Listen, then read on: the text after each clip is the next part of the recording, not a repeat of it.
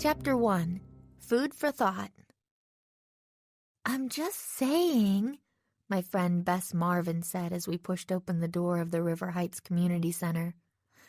"I don't see how you can get this excited about vegetables." She was talking to George Fain, her cousin and my other best friend, who was following behind with an expression like she'd just sucked on a lemon. Ned Nickerson, my boyfriend, was right behind George with an amused look on his face. "They're not just vegetables," George said, in the frustrated tone of someone who'd been arguing with the same person nearly since birth. "They're organic, sustainable, locally grown vegetables. And fruits, too."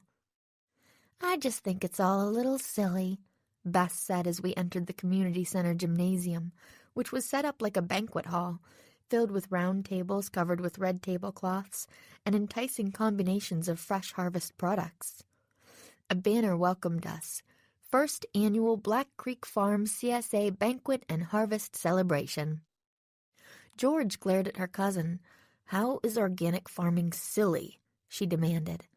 Ned spoke up. "I might see what Bess is getting at," he said, giving George a disarming grin. "Not that any farming is silly, but, scientists have been trying for years to prove that organically grown produce is better for you, and they've found very little evidence." "Well, thank you, Dr. Science," George grumbled. I held up my hands in the gesture for truce. All right, I said. I was saved from further arguing by the interruption of a grinning blonde woman with a purple streak in her hair. "OMG, Bess and George!" the woman cried, appearing out of nowhere to pull the two cousins into a big hug. "You guys are so big now. The last time I saw you, you were kids. Now you're young ladies, as my grandmother would say." George and Bess exchanged glances and smiled as she slowly let them go. "Holly," George said, "we're so excited that you invited us to this." She paused to introduce Ned and me to Holly. "Guys, this is Holly Sinclair. She was Bess's and my awesome Girl Scouts leader, and now she's assistant manager at the community center." Holly shook each of our hands excitedly. "I'm so happy you could come," she said, her cheeks flushed. "Black Creek Farm CSA is doing some really good work, trying to change the way our food gets grown," she continued, growing serious. "They just need some more support from the community, so I convinced them to throw this dinner so people can taste their food." "Holly, I told you," Bess said teasingly. "I like organic farms and all, but we're not exactly the culinary decision-makers in our families. And my mom really likes the stop and go," she added, "especially since they put in that Starbucks." Holly shook her head, her dark eyes shining. "Your mom probably wouldn't like it so much if she knew where all that mass-produced food was coming from, or what it's doing to the environment," she said. "Come on, guys, have a seat with me." Holly led our small group to a nearby table, where we all pulled out chairs. "So," Holly began, sliding into a seat next to George, "you must know that the produce you buy in a grocery store isn't all from around here, right?" "Of course," Ned said, "but that goes without saying. Not every climate will be able to produce every fruit or vegetable there's demand for." "That's true," Holly agreed. "But do you think people really consider where their food comes from when it's so shiny and easy to buy at the supermarket? Maybe that orange was picked before it was ripe and flown in on a cargo jet, or else trucked around the country causing tons of fossil fuels and releasing all kinds of toxins into the environment. But if people stopped and thought about eating locally, maybe they'd select an apple that was grown down the road, perfectly ripe and much easier to transport." Ned sighed. "Right," he said. "Local food usually tastes better, too," George pointed out, "because local farmers don't pick their produce until it's ready. Produce that's trucked in has to be picked much earlier, and that affects the flavor." Holly smiled at her. "Exactly," she said. And we haven't even touched on organic versus conventional produce and how many toxins are released into the ecosystem by conventional fertilizers and pesticides. Ned spoke up. But scientists haven't found much of a nutritional difference between organic and conventionally grown food, he said. Holly shrugged. That's true, she said, but we don't have to look very hard to find the damage that conventional farming does to the environment. Bess thought a moment. Even if I can see the logic in what you're saying, she said, I don't do the grocery shopping, Holly. My mom does it, and she's big on bargains. Holly nodded slowly. Bess, all I ask is that you listen to the presentation tonight, and if you're impressed, if you like the quality of the food we serve, you mention us to your mom. Or pass on some flyers I'd be happy to give you. Holly turned from Bess to look at George, Ned, and me. That goes for all of you, she said. I glanced from George to Ned. George was nodding enthusiastically, and even skeptical Ned gave Holly a small smile. Fair enough, he said. Sure, I agreed. While I didn't always eat organic, I definitely believed in being environmentally responsible, and everything Holly had said made sense. Oh, look! Holly pointed behind my head at a tall, gray-haired and bearded man. She stood up and waved, and the man turned to her and nodded. That's Sam Heyworth, the man of the hour. Who? Asked Ned. Holly smiled. Sam's the founder and owner of the Black Creek Organic Farm and CSA. So what is a CSA exactly? I asked. The term was familiar, but I wasn't totally sure what it meant. Holly's eyes sparkled. I'm so glad you asked. CSA stands for Community Supported Agriculture. Do you know how a CSA works? I shook my head. It's basically a way to help keep small farms in business and help people who live in the suburbs get access to fresh, local, in-season produce, she explained. If your family joined, for example, Nancy, they would pay an upfront fee for the whole growing season, June through November, and every week during that season, or every other week if you bought a half share, you'd come to this community center to pick up the freshest, most in-season veggies and fruits that grew on the farm that week. I raised my eyebrows. Picked that week? I asked. That's pretty fresh. Holly nodded. Right off the farm, my friend. It's as fresh as it gets. I glanced up to see the bearded man Holly had identified as Sam Heyworth headed our way, followed by a woman about his age with short blonde hair. Holly looked up at them and smiled. Sam can tell you everything you want to know about the CSA, she said cheerfully. Black Creek Farm means a lot to him, doesn't it, Sam? Sam walked up to the table and smiled down at Holly. You know it does, he said, looking around at me and my friends. Hello, friends of Holly's, I assume? George's eyes twinkled. Holly was our Girl Scouts leader, she said. She won't stop talking about your farm and CSA. Sam chuckled. Well, I'm flattered, he said. Running Black Creek Farm is a dream of mine.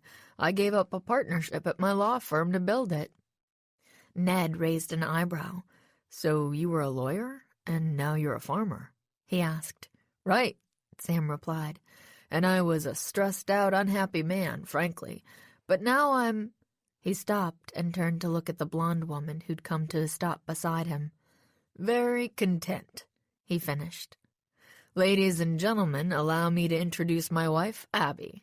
She's given up a lot to support me in pursuing this dream. The woman turned to me and my friends with a warm smile, her eyes crinkling at the corners. Hello, everyone, she said. I hope you're hungry. We're starving, Bess promised. Abby and Sam laughed. Sam glanced up, catching the eye of a 30-something man with short brown hair and boxy black glasses. He raised his hand, waving the man over. The man nodded, then gestured for a very pregnant woman with long red hair to follow him. "This is our son Jack and his wife Julie," Abby explained. "They're from Chicago, but they've been visiting us while they house hunt in the area." "Hi," said Jack, stopping a few feet away and looking from face to face with a quizzical look. Julie stopped right behind him. "Hi, everyone," she said. Now that she was closer, I could see that she looked a little pale. "Oh, gosh, I need to sit down." Jack looked at her with concern. "Go have a seat," he said urgently. "In fact, go grab something to eat in the kitchen." "That's right, dear," Sam said. "You're eating for two, remember?" Julie shot a small smile at my friends and me. "Sorry to be rude," she said, "but I think I might take Sam up on that. I've been so hungry lately." "When are you due?" Bess asked warmly. "1 more month," Julie said, patting her round belly. She waved and walked toward the kitchen. I followed her with my eyes and was surprised when I heard harsh voices coming from nearby. "Should have planned for her to eat first," Jack was saying to his father, a sharp edge in his voice. "She's 8 months pregnant." Sam looked hurt. "And nobody minds her sitting down or eating early." "Are you sure?" Jack asked in a lower voice, sneering. "You don't want us out here shaking hands to sell your stupid vegetables?" Sam's face drooped even farther. Abby shot Jack a warning look. "Now, Jack." Holly cleared her throat. She was staring straight ahead, and I couldn't tell whether she'd heard the argument and was ignoring it, or had really zoned out during the whole thing. "I am getting hungry, Sam," she said, looking up at him, "and the hall is filling up." She gestured around at the other tables. I noted that she was right. While only 3 or 4 tables had people sitting at them when we'd arrived, now nearly all of them were populated. They were filled with a combination of men and women, young and old. I found myself feeling hopeful for Sam and Black Creek Farm. It was hard not to be touched by his enthusiasm. I hoped some of these diners would become customers. Jack shook his head and walked off in the direction of the kitchen, and Sam looked down at us with an awkward smile. "I should go check with the kitchen," he said. "Maybe we're nearly ready to eat." He and Abby strode off, and I looked at my friends. George was frowning at Holly. "That was weird," she said. "What?" Holly asked, crinkling her brow like she had no idea what George was referring to. "You didn't see that?" Bess asked, her blue eyes widening in surprise. "Jack just got pretty snarky with his dad." "Oh, Jack." Holly rolled her eyes, waving her hand like Jack wasn't worth worrying about. "He's just high-strung. It gets like that with everyone." Ned shrugged. "Maybe he was just worried about his wife," he suggested. "How do you know Julie and Jack?" I asked Holly. "Oh, we went to high school together," she replied.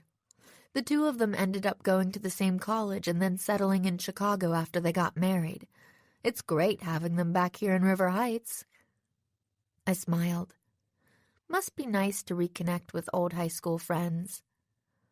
Holly nodded, then looked over to what I assumed was the kitchen door, where Sam was striding out. "Ooh," she said, "it looks like Sam is going to speak now. That must mean dinner's ready." I looked toward the podium that had been set up at the front of the room. Sam strode up to it and gently tapped the mic. "Ladies and gentlemen," he said, leaning in with a smile, "welcome to the first annual Black Creek Farm Showcase and Buffet Dinner. I'm so delighted that all of you could be with us tonight, and I can't wait for you to taste the produce we're growing organically and sustainably on the farm. I hope many of you will consider joining our CSA. You can grab a brochure with our membership and price info, or just come grab me later. I'd be happy to give you details." Then his face became more serious. "Ladies and gentlemen, Black Creek Farm is a dream of mine, but it's also something I feel very passionate about. A little over a year ago, I was working as a lawyer at a high-powered firm in Chicago. I took on the case of a young man whose wife had died of salmonella poisoning. Do you know what killed her? He paused, looking around at the crowd. "Spinach," he said finally. "That's right. Packaged, washed spinach. You know those salad mixes you see at the grocery store? All this woman had done, she was only 25, was buy and eat some salad. But that salad was poisoned with salmonella because our food system in this country is broken." I glanced at Ned. I expected him to be wearing his detached, skeptical look, but instead he looked stunned and totally absorbed in what Sam was saying. Bess and George seemed enthralled too, and Holly was glancing around at the crowd's reaction, smiling. As we watched, Sam went on to recount where salmonella comes from, meat, and how produce becomes tainted with salmonella through contaminated processing equipment. I had to admit that it was shocking how easily these poisons could make their way into packaged food, and how damaging they could be once they were there. But Sam went on to talk about larger problems with big corporate farms, the damage they could do to the environment, and the lack of oversight. "Not to mention," he added, "the food doesn't taste that good. Why would you want to eat a tomato that was picked 2 weeks ago, barely orange? It's never going to beat a tomato that ripened in the sun on my farm." He paused, clearing his throat. I noticed that there were tears in his eyes. He really cares about what he's saying, I thought.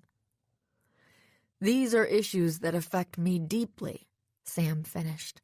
"So deeply that I gave up my 6-figure income and the career I'd worked decades to build, and spent my life savings on a little farm just half an hour from here, in Idaville."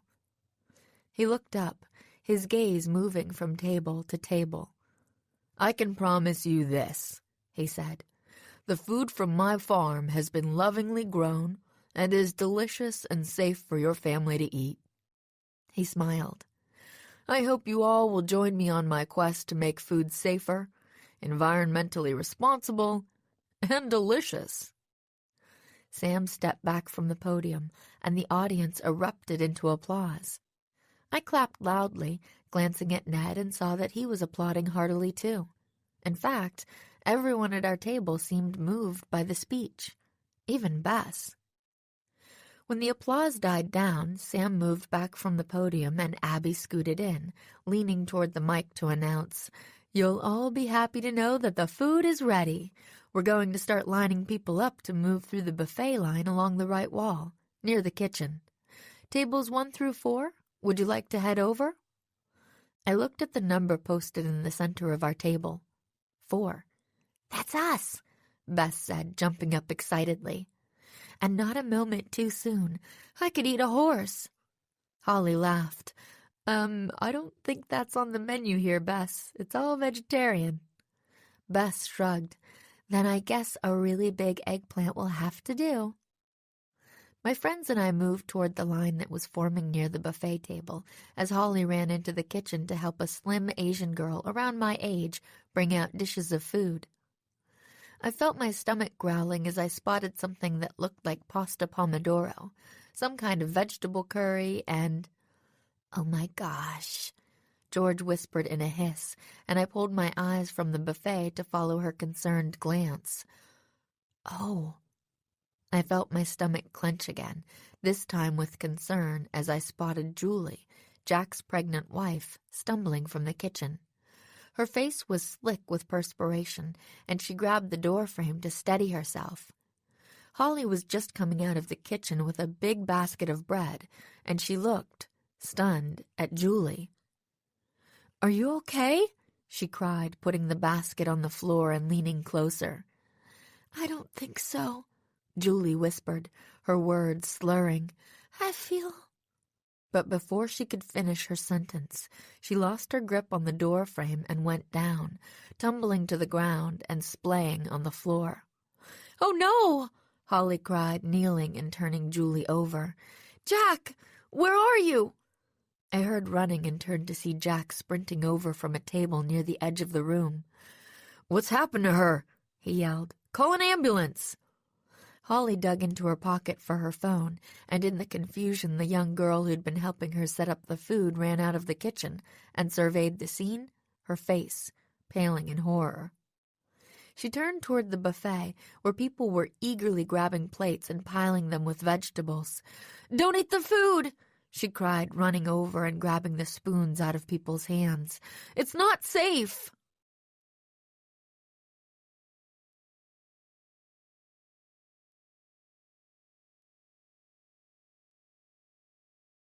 Chapter 2. Dangerous Vegetables. "Not safe to eat?" George asked out loud, her brow furrowed. "What does that mean?" The girl was pulling the food back, out of the reach of the people who already surrounded the buffet table. "Julie just finished eating," she said quickly, shooting Holly a concerned look. "It seems like she's having a reaction to the food." "Oh no," Holly whispered, her gaze going blank. But then she seemed to shake herself and ran behind the table. "Yes, everyone back up. We won't be serving dinner until we get this figured out." Together, Holly and the other girl, who was wearing a handwritten name tag that read Lori, packed up the food that had been placed out and carried it back to the kitchen. The people gathered around the buffet table made little murmurs of disappointment, but most everyone's eyes were on Julie, still sprawled on the floor, now with her head in her husband's lap. He fanned her with a folded napkin, but she remained unconscious. I looked from Julie to Ned, standing next to me. He looked as worried as I felt. "A bad vegetable can make you that sick?" he hissed to me under his breath. I shrugged. I'd been wondering the same thing.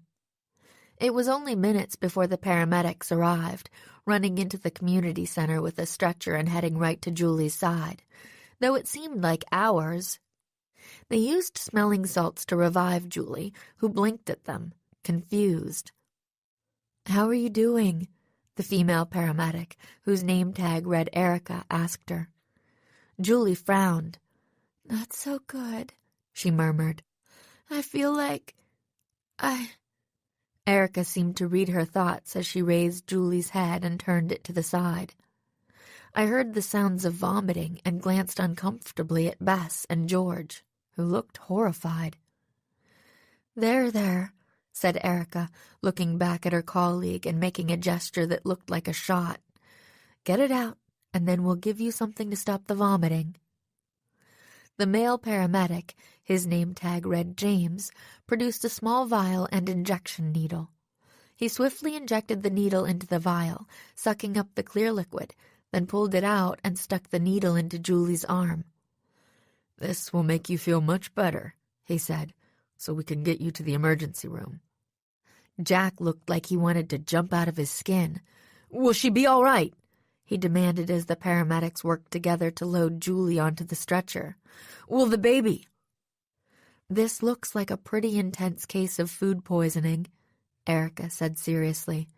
"Since she's pregnant, we need to be careful to keep her hydrated, or it can make things difficult for the baby." She and James strapped Julie in. "We're going to get her the best of care, sir," James said. "Once we stop the vomiting and get her hydrated, she'll feel much better." Sam and Abby were standing close by, watching the action with concerned faces. "You said food poisoning," Sam said, a questioning look on his face. Erica nodded. "Of course, we won't know for sure until we can get her to the hospital and run some tests. But to me, this looks like Salmonella, Listeria, or E. coli. The effects are more intense on pregnant women." Sam still looked confused. "But all Julie's eaten today is food from my farm," he said. "We're a small-scale organic facility. You're telling me she got food poisoning from my vegetables?" Erica looked from Sam to Julie, one eyebrow raised. "Sir, we won't know anything for sure for a few hours," she said. "But in the meantime, I wouldn't serve those vegetables to anyone else." Sam's face fell as Erica and James worked together to hoist the stretcher into the air and carry Julie toward the door. Jack followed his wife but stopped short as he passed his father. "This is just what I've been saying," he hissed, so low that I could barely make out the words. "You're a lawyer, not a farmer, and now Julie's paying the price." He shook his head and stomped off, leaving Sam looking crestfallen. "There's nothing wrong with my vegetables," he muttered after a moment, but Jack was already out the door, helping the paramedics load Julie into the ambulance. A murmur went through the crowd, and Holly approached Sam and Abby. I watched the three of them huddle together and whisper for a moment before Abby split off and yelled, "Attention, please!" All eyes turned to Abby, who was shaking her head and looking disbelievingly toward the kitchen. "I'm so sorry," she said quietly, and when Holly made a speak-up gesture, raised her voice enough to be heard over the crowd. "We're so sorry. There seems to be some sort of misunderstanding, a concern about the safety of the food tonight. Our daughter-in-law, Julie, got quite ill after eating an early dinner." The noise from the crowd intensified as people expressed their surprise. I could hear snatches of conversation all around me. Produce made her sick? Poor girl was pregnant. What are they up to on that farm? Abby seemed to hear the chatter too, and shook her head defiantly. "I know our growing practices are safe. I hope we have the opportunity to prove that to you soon. But for now, I'm afraid—" Her voice trailed off. Sam, who'd been in the corner, stepped up behind her. "The dinner is canceled," he said in a deep, matter-of-fact voice. A blip of nervous laughter went through the crowd, followed by the dull roar of surprised conversation. I looked around at the other audience members, who were shaking their heads and walking back to their tables to collect their things. "Guess we won't be joining this CSA," I heard one middle-aged blonde woman say to the man I assumed was her husband.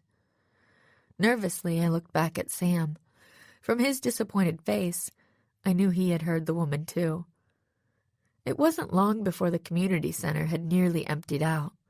Soon my friends and I were standing alone with Sam, Abby, Holly, and Lori. Sam was staring at the floor. Abby took his hand and squeezed it, and he looked up at her and gave a deep sigh. Then he turned to Holly and Lori. "Holly, Lori," he said, "how did this happen?" Holly shook her head. "That beats me," she replied, looking truly mystified. "Lori and I handled all the food prep ourselves. I personally made sure that everything was properly washed and cooked." Lori nodded, pushing her long, dark hair behind her ears. "Everything was scrubbed and cooked, or just scrubbed. I really don't understand how there could have been anything on those vegetables that could make a person sick, much less salmonella or E. coli." "Where does salmonella and E. coli come from?" I spoke up. Sam, Abby, and Holly all turned to face me, surprised, as though they'd forgotten I was there. "They both come from animals," Sam replied, shrugging, "which makes it very strange they were found on my vegetables. We don't have any animals on the farm except for a coop full of egg-laying chickens, and they're way over on the other side of the property from the vegetables." I frowned. So how could... But Holly spoke at the same time, throwing up her hands. "What do we do now?" she asked, looking at Sam and Ashby. "This dinner was our last-ditch attempt to get new CSA members, and now it's ruined. How can we keep Black Creek Farm going?" I saw Sam wince at the words, "last ditch." "We just do," he said, "because I'm never giving up on this farm." Abby put her hands on his shoulders. "We have to get to the bottom of this," she said. "There must be some mistake. There's no way our produce would make someone sick." Holly shook her head. "How could this be a mistake? You all saw Julie go down." George tapped her lip. "Well, either the salmonella or E. coli was on the vegetables in the kitchen," she pointed out. "Or else someone put it there." Holly turned to her former Girl Scout in surprise. "Yeesh, George," she muttered. "That's quite the conspiracy theory you've got there. And who put the E. coli on the veggies? Colonel Mustard with the infected cow bile?" George smiled. "Maybe I am being overly suspicious," she said, "but only because I happen to hang out with the world's best teenage detective." As I tried to blend in with the carpeting, my friend turned and pointed an indigo-painted fingernail in my direction. "Nancy, can't you help them out?" I looked up into the circle of bewildered faces and cleared my throat. George may be overstating things." But Bess was shaking her head wildly. "She's not at all," she insisted. "Nancy is amazing at catching crooks. It's like in her blood." Abby glanced at Sam, tilting her head to the side in a questioning way. Sam laughed. "Well, the world's best teenage detective is someone I want on my side," he said. "Nancy, might you have the time to help us?" I looked from George's and Bess's eager faces.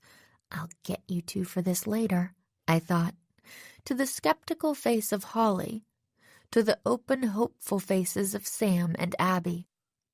Seeing the farmers' expressions, I sighed. I can't turn them down, I thought. But also, my heart was pounding at the thought of these nice people being potentially tricked. And if someone is setting them up, I thought, I can't let that crook get away. Bess had been right. The need for justice was in my blood. "Okay," I said. "I'll do whatever I can." An hour later, Bess, George, and Lori were heading home. Holly and Abby had made their way to the hospital to check on Julie, who was now resting comfortably, per a call from Jack, and I was walking out with Sam as Ned went to get the car. Sam's phone pinged and he pulled it out, checking a text and sighing deeply. "This is a disaster," he said. "Until we get to the bottom of what's going on with our vegetables, we have to put all sales and CSA orders on hold. That's thousands of dollars. This could sink us." I frowned sympathetically. "That's awful. I hope Ned's friend can help us figure out what's on the vegetables." Ned's a student at River Heights University, and he'd offered to take some samples of the food Julie had eaten back to the campus with him. He had a biology major friend, Rashid, who might be able to test them for contaminants. "How do you think the E. coli, or whatever it is getting on your vegetables?" I asked. "I don't know," Sam said. "That's the honest truth." I tilted my head. "How does it normally happen? Like when there's an outbreak and produce is recalled?" "Well, it's usually on a big factory farm, and what they typically find is that it was transferred by contaminated farming or processing equipment," Sam explained. "You know, it gets on a tractor or a picker, then it gets on all the veggies. But we don't use any fancy tools at Black Creek, unless these count." He held up his hands. I nodded. Could someone be transferring it? Someone doesn't wash their hands before picking the vegetables and... "It's possible, but not very likely," Sam said. "The thing is, E. coli comes from inside a cow, literally from inside their digestive system. It's not the sort of thing you might be walking around with on your hands." I tapped my chin, thinking. I was stumped. "Do you fertilize your crops with cow manure?" I asked. Sam shook his head. "Nope, we only use plant-based fertilizers." I heard something behind me and turned to find Ned pulling up in the car. Sam glanced at Ned and held up his hand in a small wave. "Listen, we really appreciate your looking into this, Nancy. You've gone above and beyond already, staying this late, getting your boyfriend to bring the samples to his friend. Go home and get some sleep. Maybe we can talk later." I was still thinking, trying to reason out how an animal-based virus had gotten itself onto Black Creek Farm's organic produce. "Can I come take a look at the farm?" I asked. Sam's eyes lit up. "Of course you can," he said happily. "I'd love to show you around. I'm proud of what we're doing there." I smiled. "Great," I said. "I'll call you and set up a time." I reached into my pocket and fingered the business card Sam had given me earlier. Black Creek Farm, We raise happy fruits and vegetables. Sam reached out and clasped my shoulder. "Thank you, Nancy," he said passionately. "I can't tell you how much this means to me. This farm, this CSA, it's my dream." He paused, clearing his throat. "And this is my last chance to save it." I gently put my hand on top of his. "I'll do everything I can," I said. "You have my word.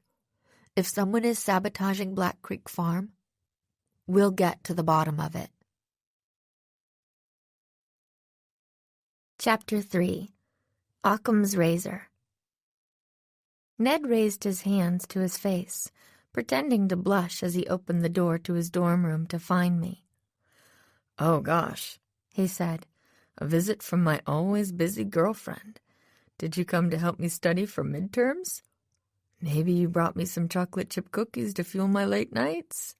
He batted his eyelashes goofily. I shoved him. "You know why I'm here," I chided. "And sadly, no, I didn't bake any chocolate chip cookies." Ned made a horrified face. "I didn't mean you had baked them," he teased. "I wouldn't want you to burn your house down. I meant maybe you'd brought over some that Hannah made."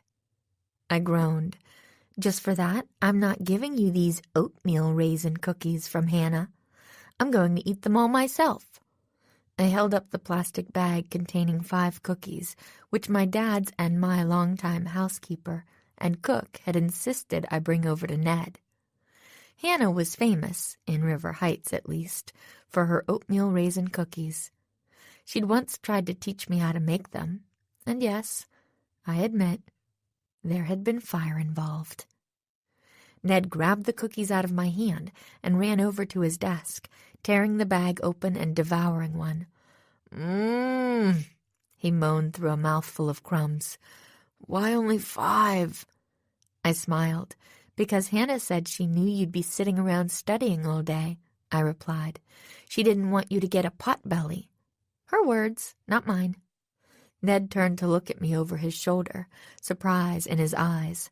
"I could go run around the yard between cram sessions if it would mean more cookies," he said. "You tell Hannah that." "I think we're getting off track here," I reminded him. Ned inhaled another cookie. "I disagree," he muttered, spewing crumbs. I stepped closer, tapping his shoulder. "I came over here to check on the Black Creek Farm test results." Ned sighed, drawing his fingers over the plastic lock on the bag. "That reminds me," he said sadly. "I should save some of these for Rashid, to say thank you, you know." "Don't bother." I pulled another plastic bag from my other pocket. "I've got you covered. Now the results?" Ned put down the bag of cookies and turned to look me in the face. My skin prickled with nerves. I had a feeling, from his very serious brown eyes, that I wasn't going to like whatever he was about to say. "Rashid said the cooked dishes were all clean," he said. But, I prodded, knowing that the important info lay beyond that word.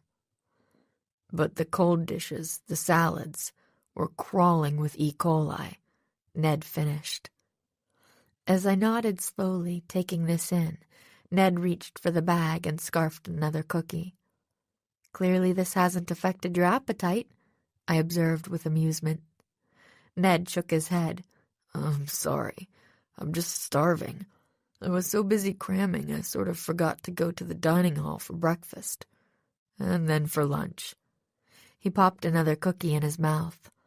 "Ned, is that all you've eaten today?" I asked. "Don't be ridiculous," he said. "I also had a bag of Skittles and an energy drink." I put my hand on Ned's shoulder. "Come on," I said. "Let's go over to the snack bar and get you something real to eat." A few minutes later, we sat at a wrought iron table in the shade, just outside the university cafe. Ned was chomping happily on an enormous chicken burrito, and I sipped an iced tea. I was trying not to obsess about Rashid's findings, at least not while Ned was eating. But not obsessing about a case I was working on felt like not breathing to me. Finally, I let out a sigh and leaned forward. So, the cooked dishes were clean? Ned didn't even look surprised. He held up one finger while he swallowed and set his burrito down on a paper plate. Not clean, he clarified after a few seconds. Not necessarily. Rashid said that they might have been contaminated too, but the high temperatures of cooking would likely kill off any traces. That's why we're always told to make sure chicken and fish are cooked thoroughly, and to avoid eating rare beef. So all the vegetables could have been contaminated, I realized. Doesn't that seem strange? That it would be all of them, not just one or two dishes? Ned shrugged, picking up the burrito. Strange? Sure, maybe a little, but not impossible. He took a bite. I tapped my fingers against my lips, thinking. But E. coli comes from the digestive system of cows. Sam was right. I researched it last night. Ned glanced at me briefly before taking another big bite. It couldn't just show up on vegetables that are grown nowhere near cows, I went on. A human being would have to transfer it. Ned dunked what was left of his burrito in a little puddle of guacamole. I folded my arms, pondering. I wasn't exactly looking for a case to solve right now. I'd been enjoying a break from sleuthing, taking up tennis, and on George's recommendation, okay, more like insistence, making it halfway through Lost on Netflix. I didn't want to give up my free time. But Sam's defeated expression as I'd walked him to his car last night stuck with me. This is my dream. And from what Rashid had found, it seemed very likely that someone was trying to take that dream away from him. Why? Who hates an organic farm? I asked. Ned glanced up from his guacamole, which he was now scooping up with a spoon. Is that the setup for a joke, Nance? I shook my head. No, I'm serious. If he were still a lawyer, I could see him having enemies. Ooh. I paused, bringing my hand to my mouth. Maybe that's it? An enemy he made in his law days wants to destroy the thing that matters most to him? His farm. Ned stuck his finger into the spoon to pick up one last dab of guacamole, then stuck his finger in his mouth. That's it, Nance, he said, deadpan. You've solved the case. That must be some kind of record. I reached out and bopped him on the head. Stop it, I said. I'm serious. Who would sabotage an organic farm? Ned shrugged. No one? He asked. But I recognized an arch tone in his voice, like he was trying to point out something obvious. You don't think someone is behind the E. coli? I asked. Ned sighed. He reached for his soda and took a long sip. It's just, the guy was a lawyer, and now he's an expert organic farmer? He asked. You know about Occam's razor, Nance? I nodded. Occam's razor, the principle, actually came up a lot when solving mysteries. Sure, Occam's razor says that the simplest solution is most likely the correct one. So isn't it likely that this guy just screwed up and put something on his plants that he wasn't supposed to? He asked. Cow manure? Some kind of unapproved fertilizer? And the plants got contaminated, and that poor woman got sick. Lucky us, we were warned. Ned shrugged again. Isn't that more likely than some big bad guy sprinkling cow bile on these vegetables to make people sick? To close down a farm? Who would do that? I don't know, I said, fishing my phone out of my purse. But I intend to find out. I opened the texting application and typed a quick note to Bess and George. You guys free to go to Black Creek Farm tomorrow? Ned glanced at the text and pretended to pout. You're going without me? I grinned at him. You have midterms, remember? Ned startled like he'd just been reminded he had a midterm right then. His eyes bugged out. Oh my gosh, you're right. What am I doing here, out in the world? Why did you drag me out of my study hole, temptress?" I laughed. "You needed to eat. If you faint in the middle of your midterm, it doesn't matter how much you studied." Ned nodded, sipping his drink. "Your logic is sound." A ping sounded on my phone, and I looked down to see a text from George. "I'm in." As I typed out a response, "Great, we'll text you details," Bess responded too. "Of course. What time?" I fished Sam Heyworth's business card out of my wallet and dialed the phone number. The phone rang once before someone picked up. "Hello?" It was Abby, and her voice sounded a little tremulous and unsure. "Hi, Abby. This is Nancy Drew. We met last night?" "Oh, of course." Abby's voice sounded warmer now. "Listen, I was wondering if I might set up a time tomorrow to come visit the farm with my friends Bess and George. I'd love to have a look around. Sam and I talked about it a bit last night." A hollow sigh echoed over the line. "That would be great, Nancy," Abby replied in a serious tone. "In fact, the sooner the better. Something very strange has happened on the farm. Something awful." Chapter 4. Lay of the Land. I pulled into the driveway of Black Creek Farm the next morning just after 10 o'clock, with Bess in the passenger seat. George, who had to work a shift at the coffee cabin that afternoon, was right behind us in her own car. We both parked and climbed out, greeted by a soft breeze and gentle birdsong. "It's beautiful here," enthused George, taking in the gentle rolling hills shaded by old oak and pine trees. "I can see why Sam would trade some corporate office for this." "Let's just hope it was the right decision," said Bess. I followed, taking some time to soak in all the details of the farm. A circular driveway led to a modest white ranch-style house. Behind the house, I could see what looked like fields of corn, lettuce, and some crops I couldn't identify, all stretching over gently rolling hills. The fields were dotted with small storage buildings, a barn, and the occasional piece of farming equipment. George was right. It was beautiful, and the farm looked idyllic in the mid-morning sun. You'd never guess the crops were crawling with E. coli, I thought. Or are they? It was also possible, I realized, that the vegetables had been contaminated at the dinner itself, and there was nothing strange going on at the farm. "Nancy?" I came out of my thoughts to find Bess and George watching me, a smile playing on the edges of Bess's lips. "Do you have it all memorized and filed away?" she teased. Bess had tagged along on enough investigations to be well used to my tendency to observe carefully and make note of little details.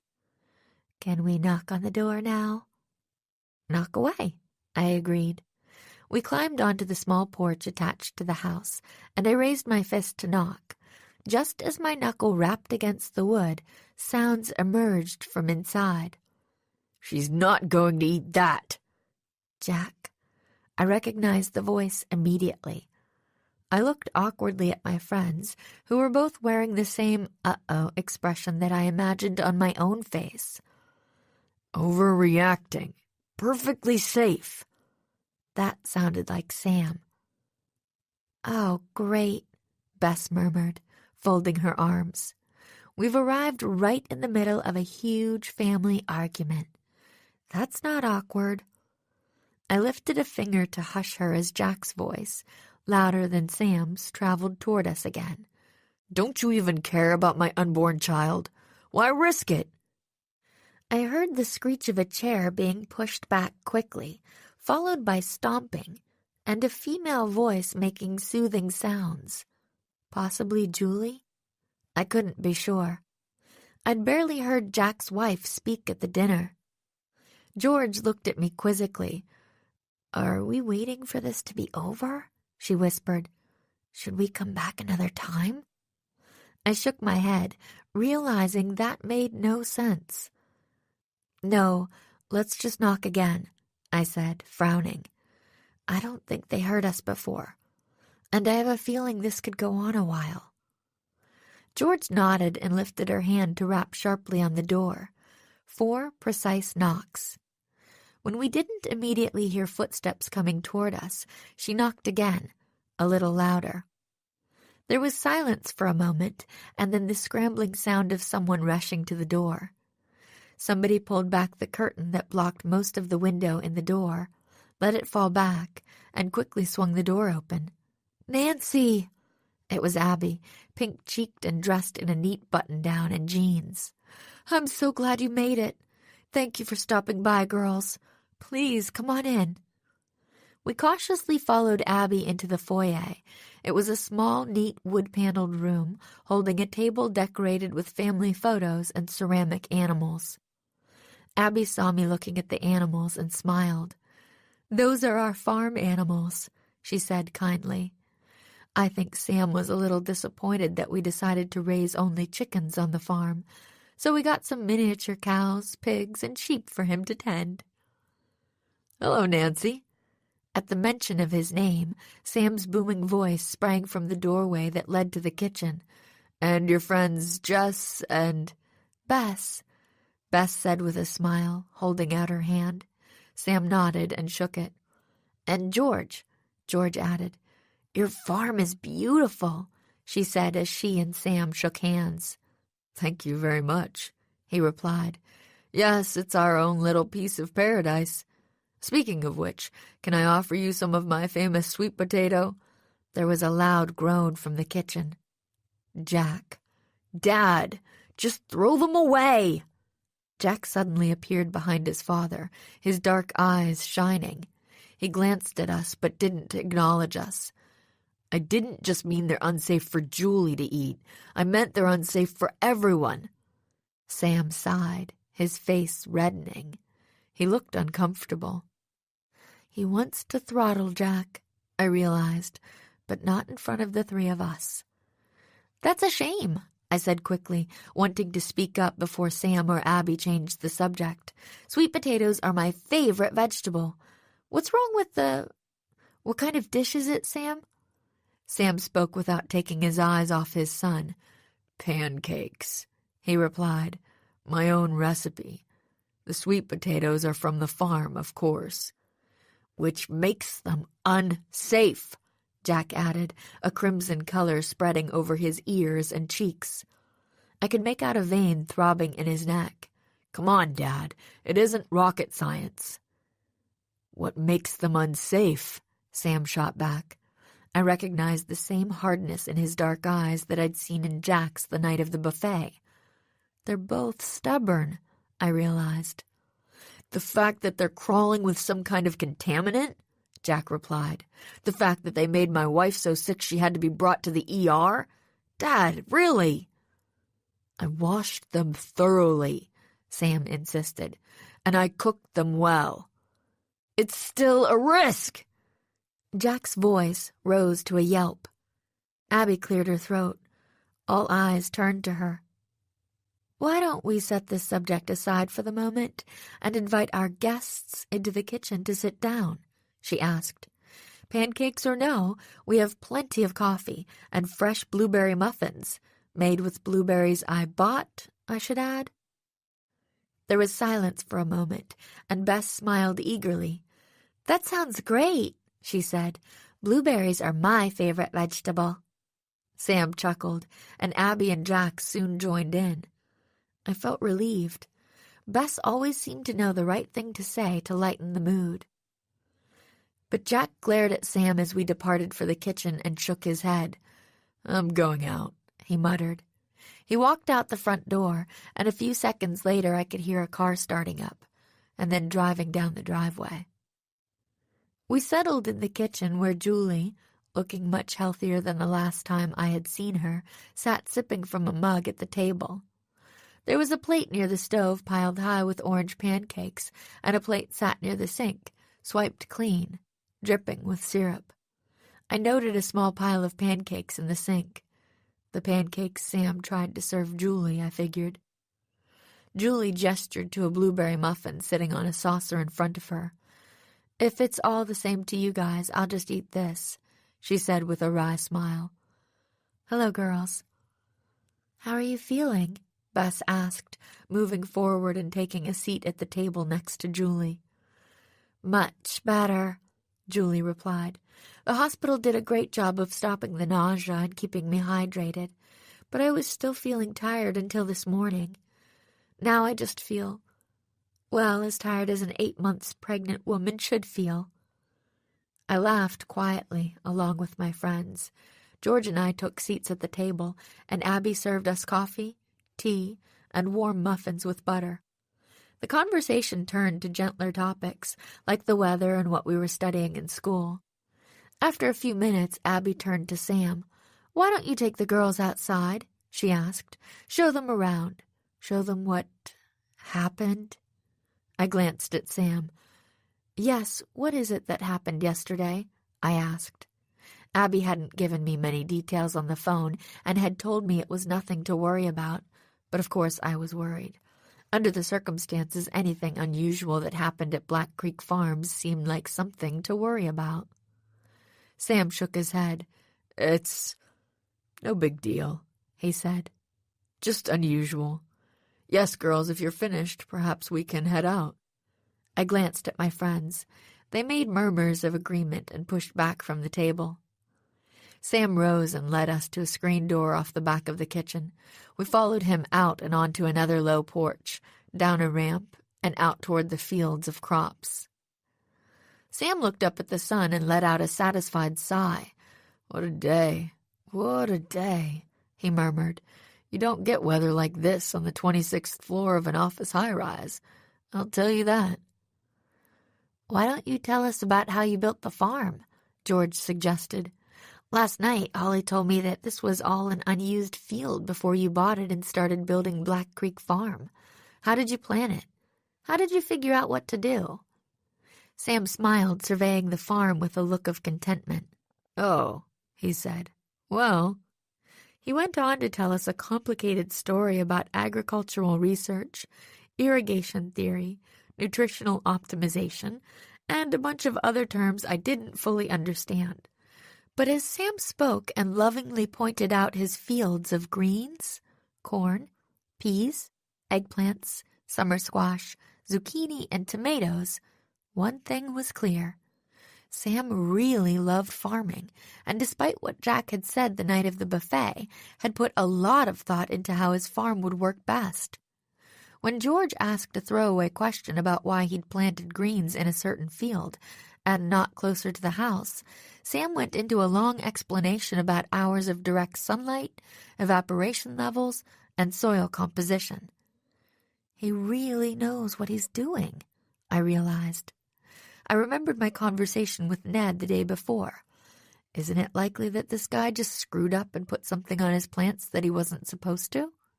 Sorry, Ned, but I don't think Occam's razor holds up in this case. I watched Sam's eyes light up as he plucked a perfect red tomato from a plant that snaked up a crosshatch of wire. That's the thing about solving mysteries.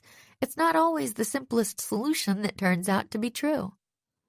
Sam, can you tell us more about what happened yesterday? I asked. Sam's face fell as he handed the tomato to George. Take that home, he encouraged her. Just be sure to wash it thoroughly. George nodded, raising her eyebrows at me. Sam cleared his throat. The incident, if you could call it that, it happened over here.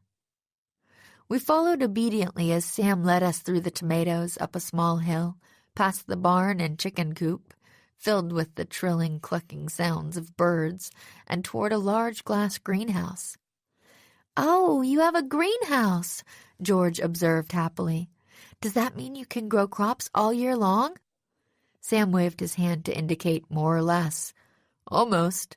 Hardy plants like kale and cabbage, beets and parsnips, those do best. But yes, the greenhouse is very helpful. With it, we can produce cucumbers and tomatoes in the spring, and going well into the fall. We can start seeds in a safe, nurturing environment. It was an excellent investment. He pulled the key from his pocket and fitted it into the lock in the door, twisting and pushing the door open. He walked in, gesturing for us to follow, and I entered first, followed by Bess and then George. "Oh, oh no!" George cried. I looked around and realized what my friend was reacting to. The greenhouse had been trashed. Dirt, uprooted plants, pots, and trays littered the floor, and it looked like someone had taken the time to carefully rip each plant apart. There were even broken panes in the greenhouse's glass walls. Bess and I gasped. "When did this happen?" I asked. Sam shrugged. "Sometime between 7 a.m. and 3 p.m. yesterday," I said. "It was stupid. I always keep this locked, but yesterday morning I forgot. Guess my mind was on other things." I stepped farther into the greenhouse, trying to take in every detail. As I picked my way through the dirt and shattered pots to the far wall, I caught sight of something that made the hairs on the back of my neck stand up. "Oh my gosh!" I pointed, and Bess and George ran up behind me to take a look. Someone had used dirt to scrawl a message on the floor. "Kill the farm." George's mouth dropped open. "Sam," she called, "did you see this?" Sam, who was lingering by the door, moved forward, climbing through the overturned pots to the spot where George was standing. He surveyed the words with a stunned expression. He stopped and shook his head. "No," he said to George. "I didn't see that yesterday." "It seems like a pretty clear message," I said, stating the obvious. Sam nodded slowly. He gave a nervous laugh. "It's strange. Of course, it makes me angry, seeing this. But it also makes me feel—" "Scared?" asked Bess. I noticed then that she looked a little alarmed. Her blue eyes were wide, her brows raised. Sam thought a moment. "Not scared, though maybe I should be. No, I feel relieved." He chuckled again. "Because this proves it, doesn't it? It proves that I'm not crazy. Someone out there is trying to sabotage me. Someone out there wants to destroy Black Creek Farm." He brought his hand down, slapping at the table beside him, strewn with torn-up pepper plants. "But why?" I asked. I understood what Sam was saying about the relief. This made it easier for me, in a way. Now I just had to find the culprit. But I had a feeling that was going to be the hard part. Sam sighed, seeming to think. "I don't know," he said finally. "Of course you don't. It's kind of amazing to me how many people who are being targeted have no idea that anyone's mad at them. And with Sam I could understand. He seemed like a perfectly nice guy. Who would want to destroy a kind man's organic farm?" "You don't have any enemies?" Bess pressed, looking around at the damage. "I don't," Sam shrugged, as if to say, "What can you do?" "Not that I know of, anyway." "Maybe someone from your lawyering days?" I suggested. "Someone you defended but couldn't get off? Someone who was on the opposing side of a case you won?" Sam looked thoughtful, as though he was searching his memory, examining each case one by one. "Every lawyer has those sorts of enemies, if you could call them that," he said. "But I can't think of a single person who might be angry enough to track me down and try to destroy my farm." "Huh." George knelt down and picked up a pepper plant that looked more or less intact, carefully placing it on the table. "What about the farm?" she asked. "What about it?" Sam asked, confused. "This might sound strange, but does the farm have any enemies?" she asked. "Someone who was inconvenienced or lost money when you guys set up the farm here?" Sam frowned, looking off into space. "Someone you're competing with?" I prompted. "Maybe a bigger farm nearby?" "There's a bigger farm down the road, sure. Sunshine Farm," Sam said. He turned to look me in the eye, and his expression was uncomfortable. "There are farms all over this area, and I did have a brief disagreement, I guess you'd call it, with them." "What was it?" Bess asked, looking eager. Sam rolled his eyes. "Oh, it was silly. Just a little thing. They had planted their spinach very close to my berry fields, encroaching onto my land, and the chemicals they treat their crops with were leaching into my strawberries. I couldn't let that go on, since strawberries soak up a lot of chemicals. So I complained to them, and they weren't happy about it, but they eventually had to replant their spinach farther away from my land. This was intriguing. Did it cost them money? I asked.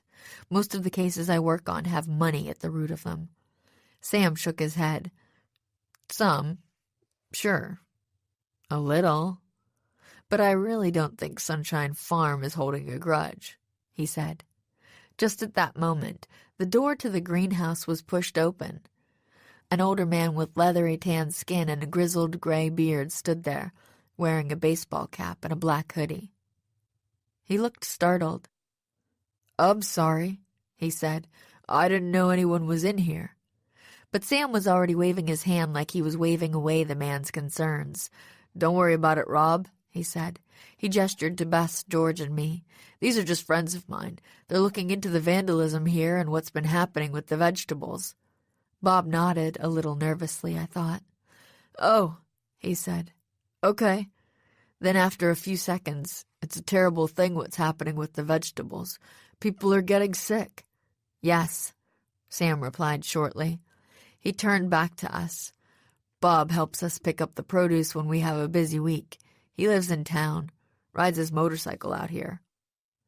Bob nervously fingered the string of his hoodie. He looked at me like he felt he had to explain himself.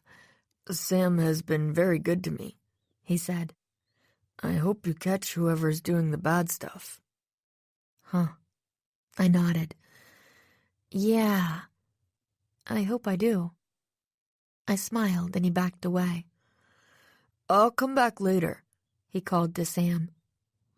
We all watched the doorway after his retreat, and after a few seconds, Sam said quietly, Bob's had a tough life. He's a Vietnam vet, you know. He's been a little down on his luck, and we can use extra hands on the farm, so I've been paying him to help out on the weekends. I raised my eyebrows. You don't think he might... Sam turned to me, his forehead wrinkled with concern. Bob? Oh, gosh. No, he has absolutely no issue with me. I've done nothing but help him. There was silence for a minute. So Sam doesn't want me to suspect Bob, I thought, frowning, which makes me even more suspicious. So why? Bess asked suddenly, seemingly out of the blue. Sam looked at her in surprise. Why have I helped out Bob? He asked. I don't know. It seemed like the decent thing to do. No, Bess shook her head. Right before you came in, you were saying you don't think Sunshine Farm holds a grudge. I was just wondering why. Oh, Sam laughed, still seeming a little uncomfortable. Well, in short, because of their daughter, he replied. Lori Park. You met her at the dinner the other night. At the dinner. My mind flashed back to the young girl who'd been helping prepare the food. The girl around our age who was working in the kitchen? I asked. She's the one, he said. Lori's parents are from Korea, and there was a bit of a language barrier, so when we were having our little disagreement, Lori was called in to act as a translator. He smiled. It turns out she has a real interest in environmental sustainable farming. She convinced her parents that what I'm doing at Black Creek Farm is worthwhile, even tried to convince them to try organic farming. But they didn't want to mess with what works, you know? She wanted them to go organic? George asked. Sam nodded. She's a very clever girl, too.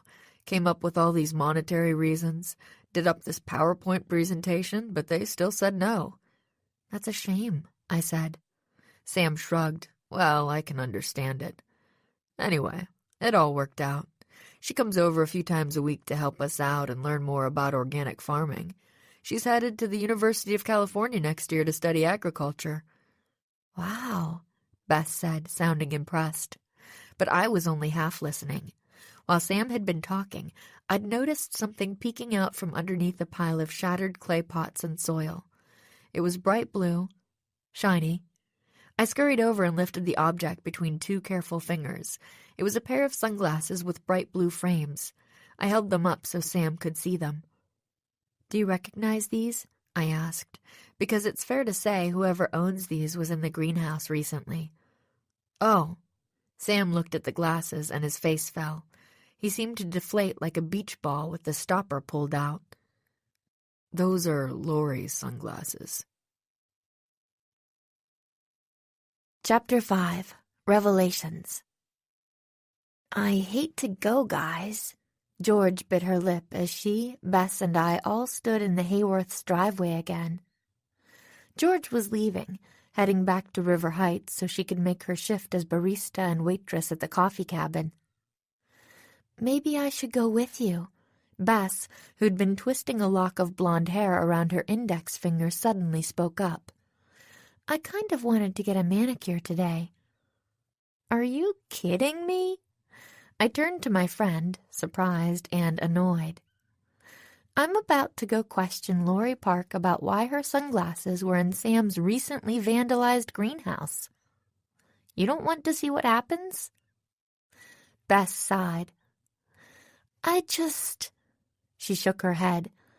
I'm not as into this farming stuff as you guys. I want Sam to find out who's sabotaging his farm, but... George rolled her eyes. Stay here and help Nancy, please. I feel bad enough that I can't.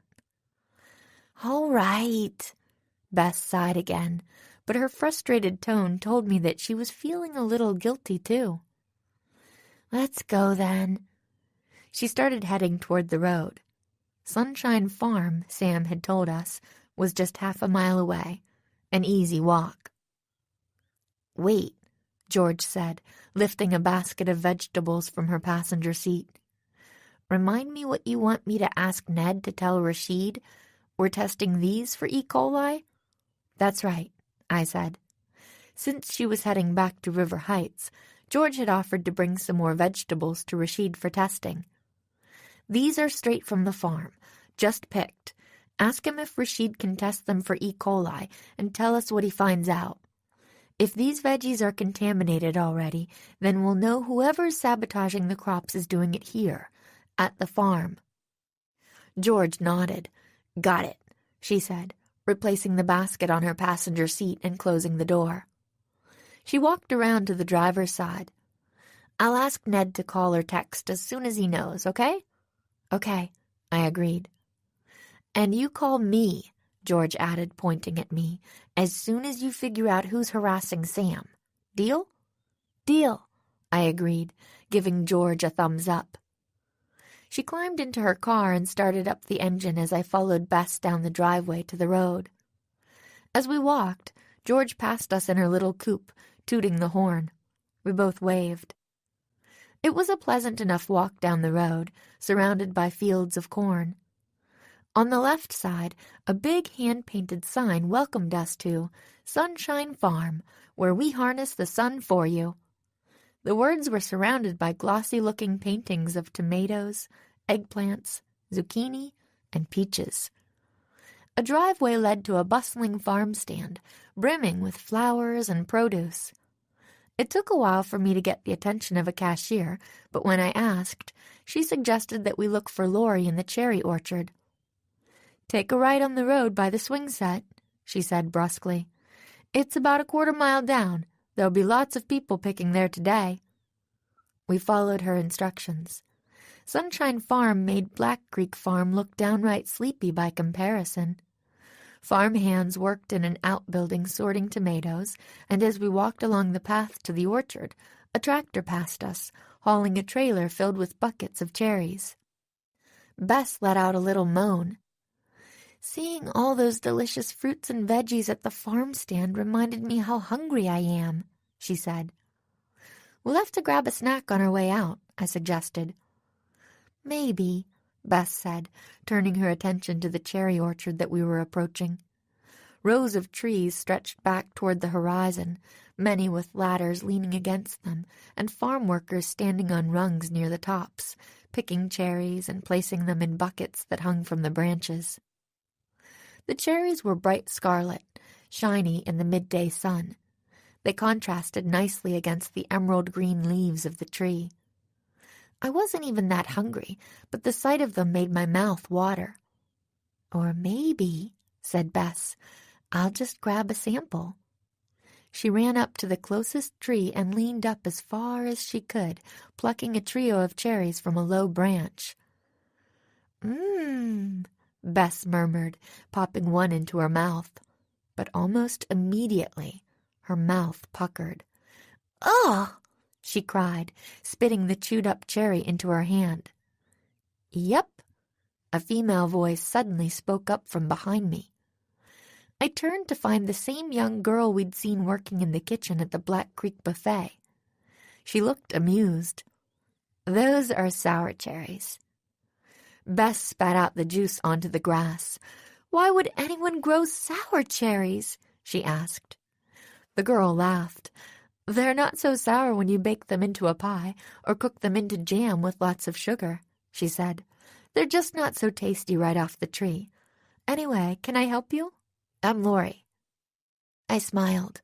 "Hi, I'm Nancy, and my hungry friend's name is Bess. You might remember seeing us at the Black Creek Farm dinner the other night." Bess's cheeks blushed nearly the color of the cherries.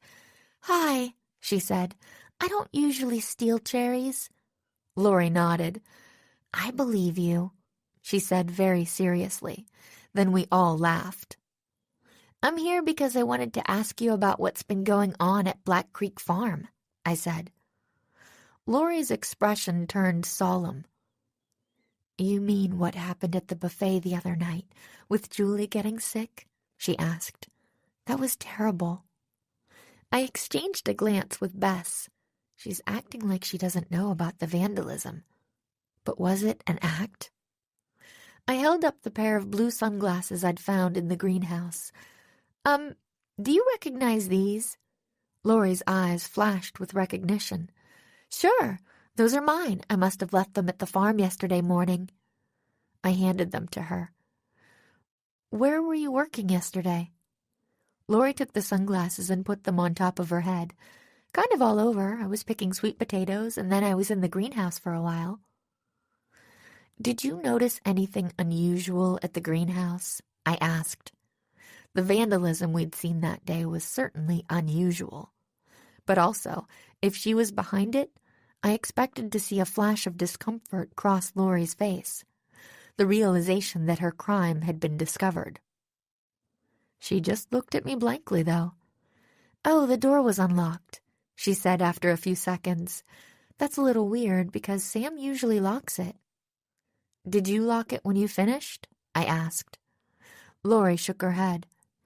"I was worried maybe he'd left it unlocked for a reason," she exclaimed. "Like he or Bob had forgotten their keys, so when I was finished working in there, I left the door unlocked." I glanced at Bess, who raised her eyebrows at me. "And it seemed totally normal when you left?" I asked. Lori looked like she was beginning to wonder where these questions were coming from. "It looked totally normal," she affirmed. Why are you asking?" Bess cleared her throat. "Nancy's trying to get to the bottom of what happened at the buffet," she explained breezily. "She's like a teenage sleuth." She made a big show of looking over at me and then back at Lori and shrugging like, "What can you do?" "Keeps her off the streets," she added. Lori smiled. Is that a real thing? Teenage sleuth?" While I turned red, Bess grinned and leaned close to Lori. "I know. It sounds like a bad TV series or something, right?" she asked. "Anyway, do you work for the Heyworths a lot? Sam says you're into organic farming." Lori nodded. "Yeah, I kind of wish my parents would give it a shot here, but they're afraid they'd lose money." "What's so much better about organic?" Bess asked. Her tone was totally casual, but I could see the focus in her eyes. She was information gathering. "It's better for everyone, basically," Lori said, her dark eyes serious. "It's less harmful to the environment, to wild animals. It's more sustainable, and there's some evidence that the produce is actually more nutritious."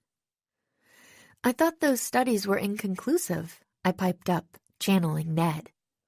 Lori rolled her eyes. "They're conclusive enough for me," she said. So yeah, since my parents wouldn't budge, I spend some time at Sam's farm volunteering and learning how organic farming works. Do you want to be a farmer? Bess asked. Eventually, she said. Definitely. I have a year of high school left, and then I want to go to college to study agriculture. My plan is, after that, I'll work at other organic farms until I can raise enough money to start my own. Bess smiled encouragingly.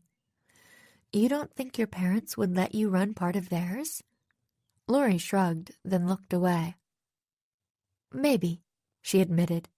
If I come back with a college degree and still say we should go organic, maybe they'd take me more seriously. She paused, looking from Bess to me. Hey, have you guys been at Black Creek today? She asked. Bess and I said that we had. How's Julie doing? Lori asked, her expression serious again. She was still kind of weak yesterday. She's better, I explained. It looks like she had E. coli poisoning. E. coli? Lori asked, her voice as incredulous as if I'd just said that Julie had bubonic plague. Julie got E. coli from Sam's produce? Yep, I said, watching Lori's eyes carefully. She looked completely stunned. How? She asked. We don't know, I said honestly. Do you? She shook her head, then brought her hand to her mouth. It doesn't make sense. Bess glanced at me, then back at Lori. Is there any chance, she said, that the food was contaminated at the community center? Lori's eyes looked unfocused as she thought. I guess it's possible, she said finally, but not on my watch. Holly and I were really careful. I worked in a restaurant last summer. I know about safe food preparation. She paused. Really, this just doesn't make sense. Do you think that maybe the produce was contaminated on the farm? I suggested. Lori frowned, looking back at me. I guess, she said. But how? Sam runs a clean farm. It would be really weird for any bacteria to show up on his produce, much less E. coli. You know E. coli comes from animals, right? And Sam only keeps a few chickens. I nodded, looking down at the ground, and when I did so, I noticed a smartphone peeking out of the top of Lori's jeans pocket. It shouldn't have surprised me. Every kid our age carried his or her smartphone everywhere, all the time, even working on a farm. But it did give me an idea. Oh, gosh, I said, trying to look like I'd just remembered something. I totally forgot that I need to call my dad and tell him I won't be able to meet him for lunch in half an hour. But I left my phone back at Sam's. Does anyone have one I can borrow? Bess looked at me, amused. I knew her phone was in her purse, but she'd seen me pull the borrow your phone maneuver enough times to know that she should not offer it to me. Lori looked from me to Bess, then reached into her pocket with an easy shrug. Sure, here's mine, she said, handing her smartphone over. Success. Let me just type in the passcode. There. Thanks, I said sincerely. I'm just going to, take this over there. I gestured to a picnic table behind a small copse of trees, so you don't hear him lecture me about changing plans at the last minute. So embarrassing. Lori and Bess nodded understandingly as I took the phone and darted over to the tables, out of sight. I heard Bess asking Lori a question about her school's football team as I made my escape. That's it, Bess. Cover for me, I thought as I sat down and looked at the phone. As much as Bess hadn't wanted to come along on this interview mission, she was doing an amazing job of cozying up to Lori and getting information. I went to the phone's history first, recent calls and voicemails. There was one voicemail from yesterday, but when I listened to it, it was just a classmate asking Lori for the algebra homework assignment. None of the placed calls looked unusual, all local, within our area code. No familiar names in her contact list aside from Sam Heyworth. so I went to texts. There were several from the day before, setting up a meeting with her friend Haley at the library to study after she finished at Black Creek Farm, a couple of texts to her mother, updating her on where Lori was. Nothing seemed unusual, and nothing seemed to contradict Lori's story that she'd left the greenhouse looking fine, but unlocked. A quick search through her personal emails turned up a crush on a classmate named Jason, but no useful information having to do with Black Creek. So far, there was no proof that anyone at Sunshine Farm had sabotaged Black Creek Farm. I hid any signs of my snooping and walked back to Lori and Bess, holding out the phone. "I don't know," Lori was saying with a shy smile. "Maybe he likes me? But it's so hard to tell. I've known him since I was, in diapers." "If only boys would tell us what they were thinking, huh?" Bess replied sympathetically. "But maybe that would make it too easy." "Easy is good for me. I like easy," Lori said. She looked up as I approached. "Did you get your dad?" I nodded. "Yeah, he was actually fine with it. Thank goodness." Lori took the phone from my hand with a smile and tucked it back into her pocket. I glanced at Bess and raised an eyebrow, trying to send the message, "Did you find out anything suspicious?" Bess gave a very tiny shake of her head and widened her eyes. "No, she seems totally normal. I don't know what to do." I cleared my throat. "Listen, Lori," I said, "something actually happened at Black Creek Farm yesterday that has Sam kind of rattled." "Really?" Lori looked surprised. "More than just Julie being sick?" "Yeah." I let out a breath. "The thing is, someone vandalized the greenhouse yesterday, probably sometime after you left. Which was..." Lori blinked at me, surprised. About noon, maybe? Wait, what do you mean vandalized?" "Someone went in there and knocked over all the plants," Bess explained.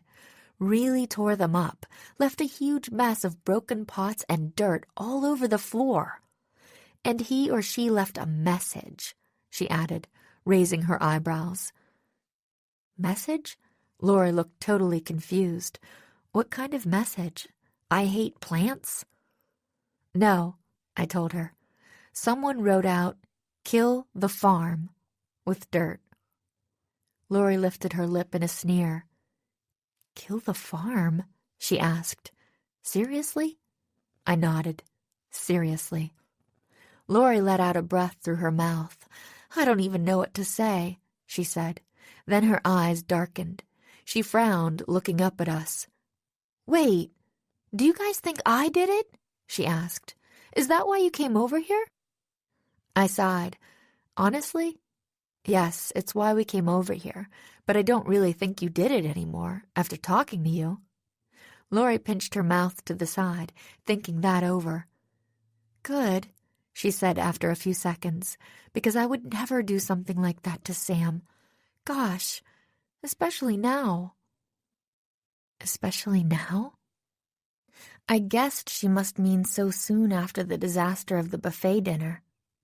I remembered what Sam had said at the time, that Black Creek Farm needed more CSA members and higher sales. This must be a super stressful time for the whole Heyworth family. "Do you know who would?" I asked. It had been a minute or so since Lori last spoke, and she looked at me blankly, clearly not sure what I meant. "Who would what?"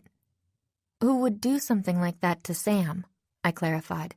"You know, wrecking his greenhouse. Who would hate an organic farm enough to write 'Kill the farm' in dirt on the floor?" Lori shook her head. She was looking off into the distance, thinking hard. She wrinkled her nose slightly, like she could just sniff out who might be that crazy and didn't like it at all. Then her gaze returned to me, and her expression was blank again. "I'm really not sure," she said.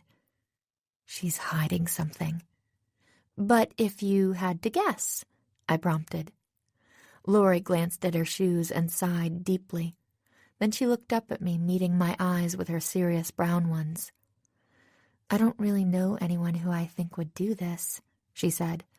But... Lori crossed her arms uncomfortably. But there's been some weird tension with Jack ever since he arrived, she said finally. I glanced at Bess. Yeah, we've noticed, Bess said in a confidential tone. He seemed kind of upset this morning. Sam had tried to serve some vegetables from the farm at breakfast, I guess. Lori nodded. Yeah, that's not surprising. I saw him yesterday and he was really upset about what happened to Julie. He kept talking about the farm like it was a joke, and the produce was poison or something.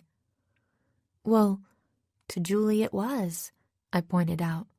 Not that I condone Jack's mean behavior, but I could understand his worry about his wife. It's not just that, Lori said, shaking her head. He's always talking about what a bad investment the farm was. He seems really mad that it's losing money. Why would he care?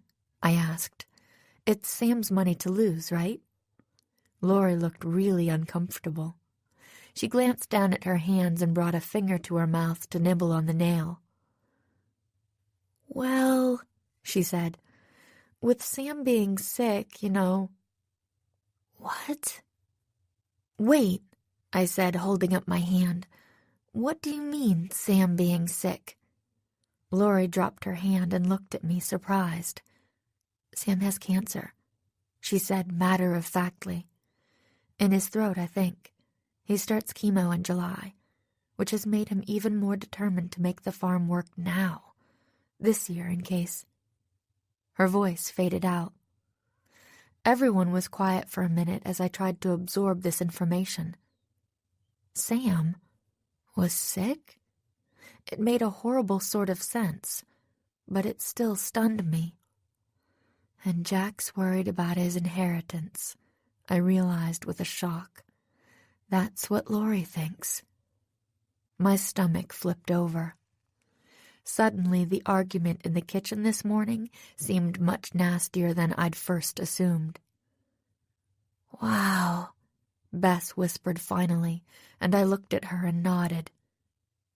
Wow, I echoed. Well, one thing's for sure. This case is even more important now. Whoever's sabotaging Black Creek Farm had better watch out. Because I don't care what it takes. I'm going to find them. Chapter 6. One Man's Dream. Do you still want to go home? I asked Bess as we walked back up the road toward Black Creek Farm. I'm going to be here for a while, I think. Maybe it was silly of me to try to get you to come with me to talk to Lori. I could drive you home and come back. Bess put her hand on my arm, stopping me. Don't be silly, Nancy, she said. Of course I'm going to stay. I'm invested now. She smiled at me, and I smiled back. I really want to solve this, I said softly, knowing that I didn't really need to say it. We will, Bess said, looking like she didn't doubt it for a minute. Of course we will, Nancy. When's the last time Nancy Drew didn't solve her case? I nodded, but let out a little sigh. It was true. I had a good track record, but it wasn't like I never screwed up. And I can't afford to screw up this one, I thought. The Heyworth's house was quiet when we got back. I knocked gently on the front door, and Abby answered, holding her finger in front of her mouth in the universal be quiet gesture. Sam's napping, she said quietly, or as he puts it, lying down. He'd never admit that he needs a nap in the afternoon these days. I glanced at Bess.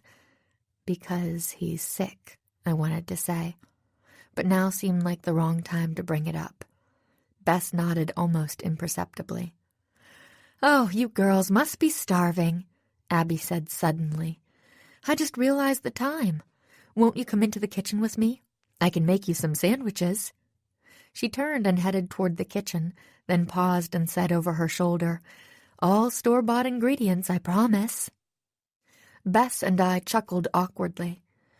I actually wish we could eat some of the produce from the farm, I said as we filed into the kitchen and took seats at the old farmhouse table. It all looks delicious. It is, a new voice said, and we turned to see Julie entering from the same door we'd just come in, holding a paperback. Sorry to startle you. I was just reading on the porch and heard voices. I thought I'd come in and see if I might get a cup of tea. Abby turned to her with a warm smile. Julie, you know you don't have to ask, she said. If I can't get my daughter-in-law and the future mother of my grandchild a cup of tea, then I'm not good for much, am I? Julie smiled and walked over, giving Abby a quick hug. Thanks, Mom, she said. Julie came over to the table and settled down in a chair at the end. How are you girls? She asked, brushing her long hair behind her ear and placing her book down on the table. Did Sam take you to see the greenhouse? He did, I said with a nod. It's terrible. Julie snorted. I can't imagine what would inspire someone to do that, she said. An organic farm? This whole thing is just so weird. Very weird, Bess said with a nod. And she came to a sudden, awkward stop. I met her eye and could tell that she'd been about to say something along the lines of, and with Sam sick. I cleared my throat, looking from Julie to Abby. Listen, I don't know whether we're supposed to know this or not. I trailed off, and Abby turned around from the counter where she'd been making cold-cut sandwiches. Julie looked at me curiously. I took a deep breath. But Lori mentioned that Sam has cancer. I finished. Abby's eyes dimmed. Julie looked down at her hands. It's true, Abby said quietly. I'm sorry. We weren't trying to keep it from you. Sam doesn't like to tell anyone he doesn't have to. She paused, then snorted. He doesn't want anyone to treat him with pity, he says. He wants to be treated like he's totally capable until he isn't anymore. Bess and I exchanged sad glances. We're very sorry to hear it, said Bess. It was a big blow to the family, Julie said, nervously twirling her hair around her finger, coming right after Sam opened his dream farm and with the first grandchild on the way. It's dreadful timing, Abby said with a rueful laugh, leaning over to place plates holding turkey and Swiss sandwiches in front of me and Bess. But from what I gather, cancer is known for its terrible timing. I nodded slowly. Will he be okay, was what I wanted to ask, but I realized halfway through the question that it was insensitive. What if the answer was no? Abby looked at me with understanding. He starts chemo in July, she said gently. It has a good chance of shrinking or eradicating the cancer, but of course no one can say for sure. I picked up my sandwich and took a tiny nibble. I wasn't feeling terribly hungry, actually. I glanced at Bess and saw that she was taking the same small, polite bites that I was. Funny how bad news can destroy your appetite. Abby sat down at the table, putting on an enthusiastic expression. Did you find out anything today, girls? She asked hopefully. Do you have any theories about the vegetables? I put down my sandwich, chewing and swallowing carefully as I parsed my words. We've made some good progress, I said. George took some vegetables from the farm to be tested for E. coli. We'll know more when we hear from her. Abby nodded. The tea kettle whistled, and she started to get up, but Julie jumped up and headed to the stove before her mother-in-law could push back her seat. Stay where you are, Julie said. I can get my own tea. Abby let out a sigh.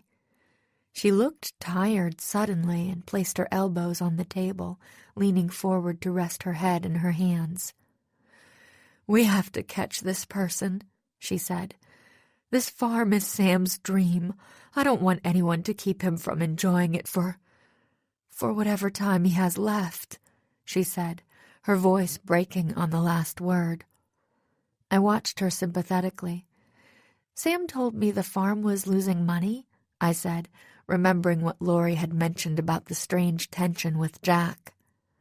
Abby pulled her hands away and looked me in the eye. "We've been losing money since the farm opened," she said. "But you know what? I don't care about money. I'd rather have a farm that loses money but makes Sam happy than have him working a job that makes us lots of money, but he hates." How to say this? "It sounds like Jack doesn't feel the same way," I said carefully. Julie was bringing her tea back to the table, and she and Abby met eyes and exchanged a knowing look as she pulled back her chair and sat down. "I wish I could say that wasn't true," Abby said. "But—" Julie carefully sipped her tea. "They're so much alike," she said simply. "Jack and Sam." "They always have been," Abby agreed, her eyes growing warm with the memory. "Sometimes I think that's why they butt heads." Julie turned back to me and Bess. "They're both so stubborn," she said, rolling her eyes. "Men." Abby laughed. "So unreasonable," Julie added with a smile, sipping her tea again. She leaned back in her chair and added, "And I think Jack was a little hurt when Sam decided to give up practicing law." "Why?" Bess asked curiously. "Because Jack is a lawyer, too. He followed in his father's footsteps," Abby explained. "And I think," Julie went on, "that when Sam announced that he didn't want to be a lawyer anymore, that he no longer saw value in that, Jack viewed it as a rebuke." Abby nodded slowly. "On some level," she said, "I think Jack thinks his father has chosen this farm over him." Julie looked uncomfortable. "In some ways that's true," she said quietly, gazing down at her tea. Abby glanced over at her. "What do you mean?" Julie shrugged, still not meeting her gaze. "Oh, you know," she said lightly, "I don't feel this way, but you could argue that Sam's spending money on the farm that Jack might have inherited someday. Anyway, I'm sure Jack will come around." Abby stared at Julie in surprise, and Bess met my eye with an "oh no she didn't" sort of expression. Everything got really quiet. But Julie just kept sipping her tea, as if nothing incredibly awkward had just been said. Thank goodness my phone beeped right at that moment, cutting the silence. I reached into my pants pocket and pulled it out, excited to see a text from George. "Oh, this is from my friend who had the vegetables tested," I said eagerly. "She says—" I read the text out loud. "Rashid says the veggies were crawling with E. coli, so the bad guy is working on the farm? Ugh, wish I weren't working." I lowered my phone and looked up at the faces around me. Bess looked thoughtful. Julie and Abby looked confused. "She means the vegetables we picked here on the farm already had E. coli on them," I explained, which would seem to imply whoever's contaminating the vegetables is doing it here. Bess finished for me. I nodded. "Right." Abby and Julie still looked mystified. "So they're doing it on purpose," Abby said, not sounding entirely sure. "It looks that way," I said, taking a deep breath. "Do you know anyone at all who might wish the farm ill, who's had access to the plants?" Abby seemed to think for a while. "No," she said finally. "Do you have any farm hands?" Bess asked. "Anyone besides Lori and Bob who regularly work on the farm?" Abby shook her head. "We can't afford them on what we're making," she said. "Lori comes on weekends, and Bob helps out a few times a week. But other than them, it's just me and Sam tending the crops. And Jack, since he's been staying here," she added. She straightened up. "Sometimes we get volunteers from the CSA," she said. "But we haven't had anyone out here in weeks." Everyone was quiet for a minute.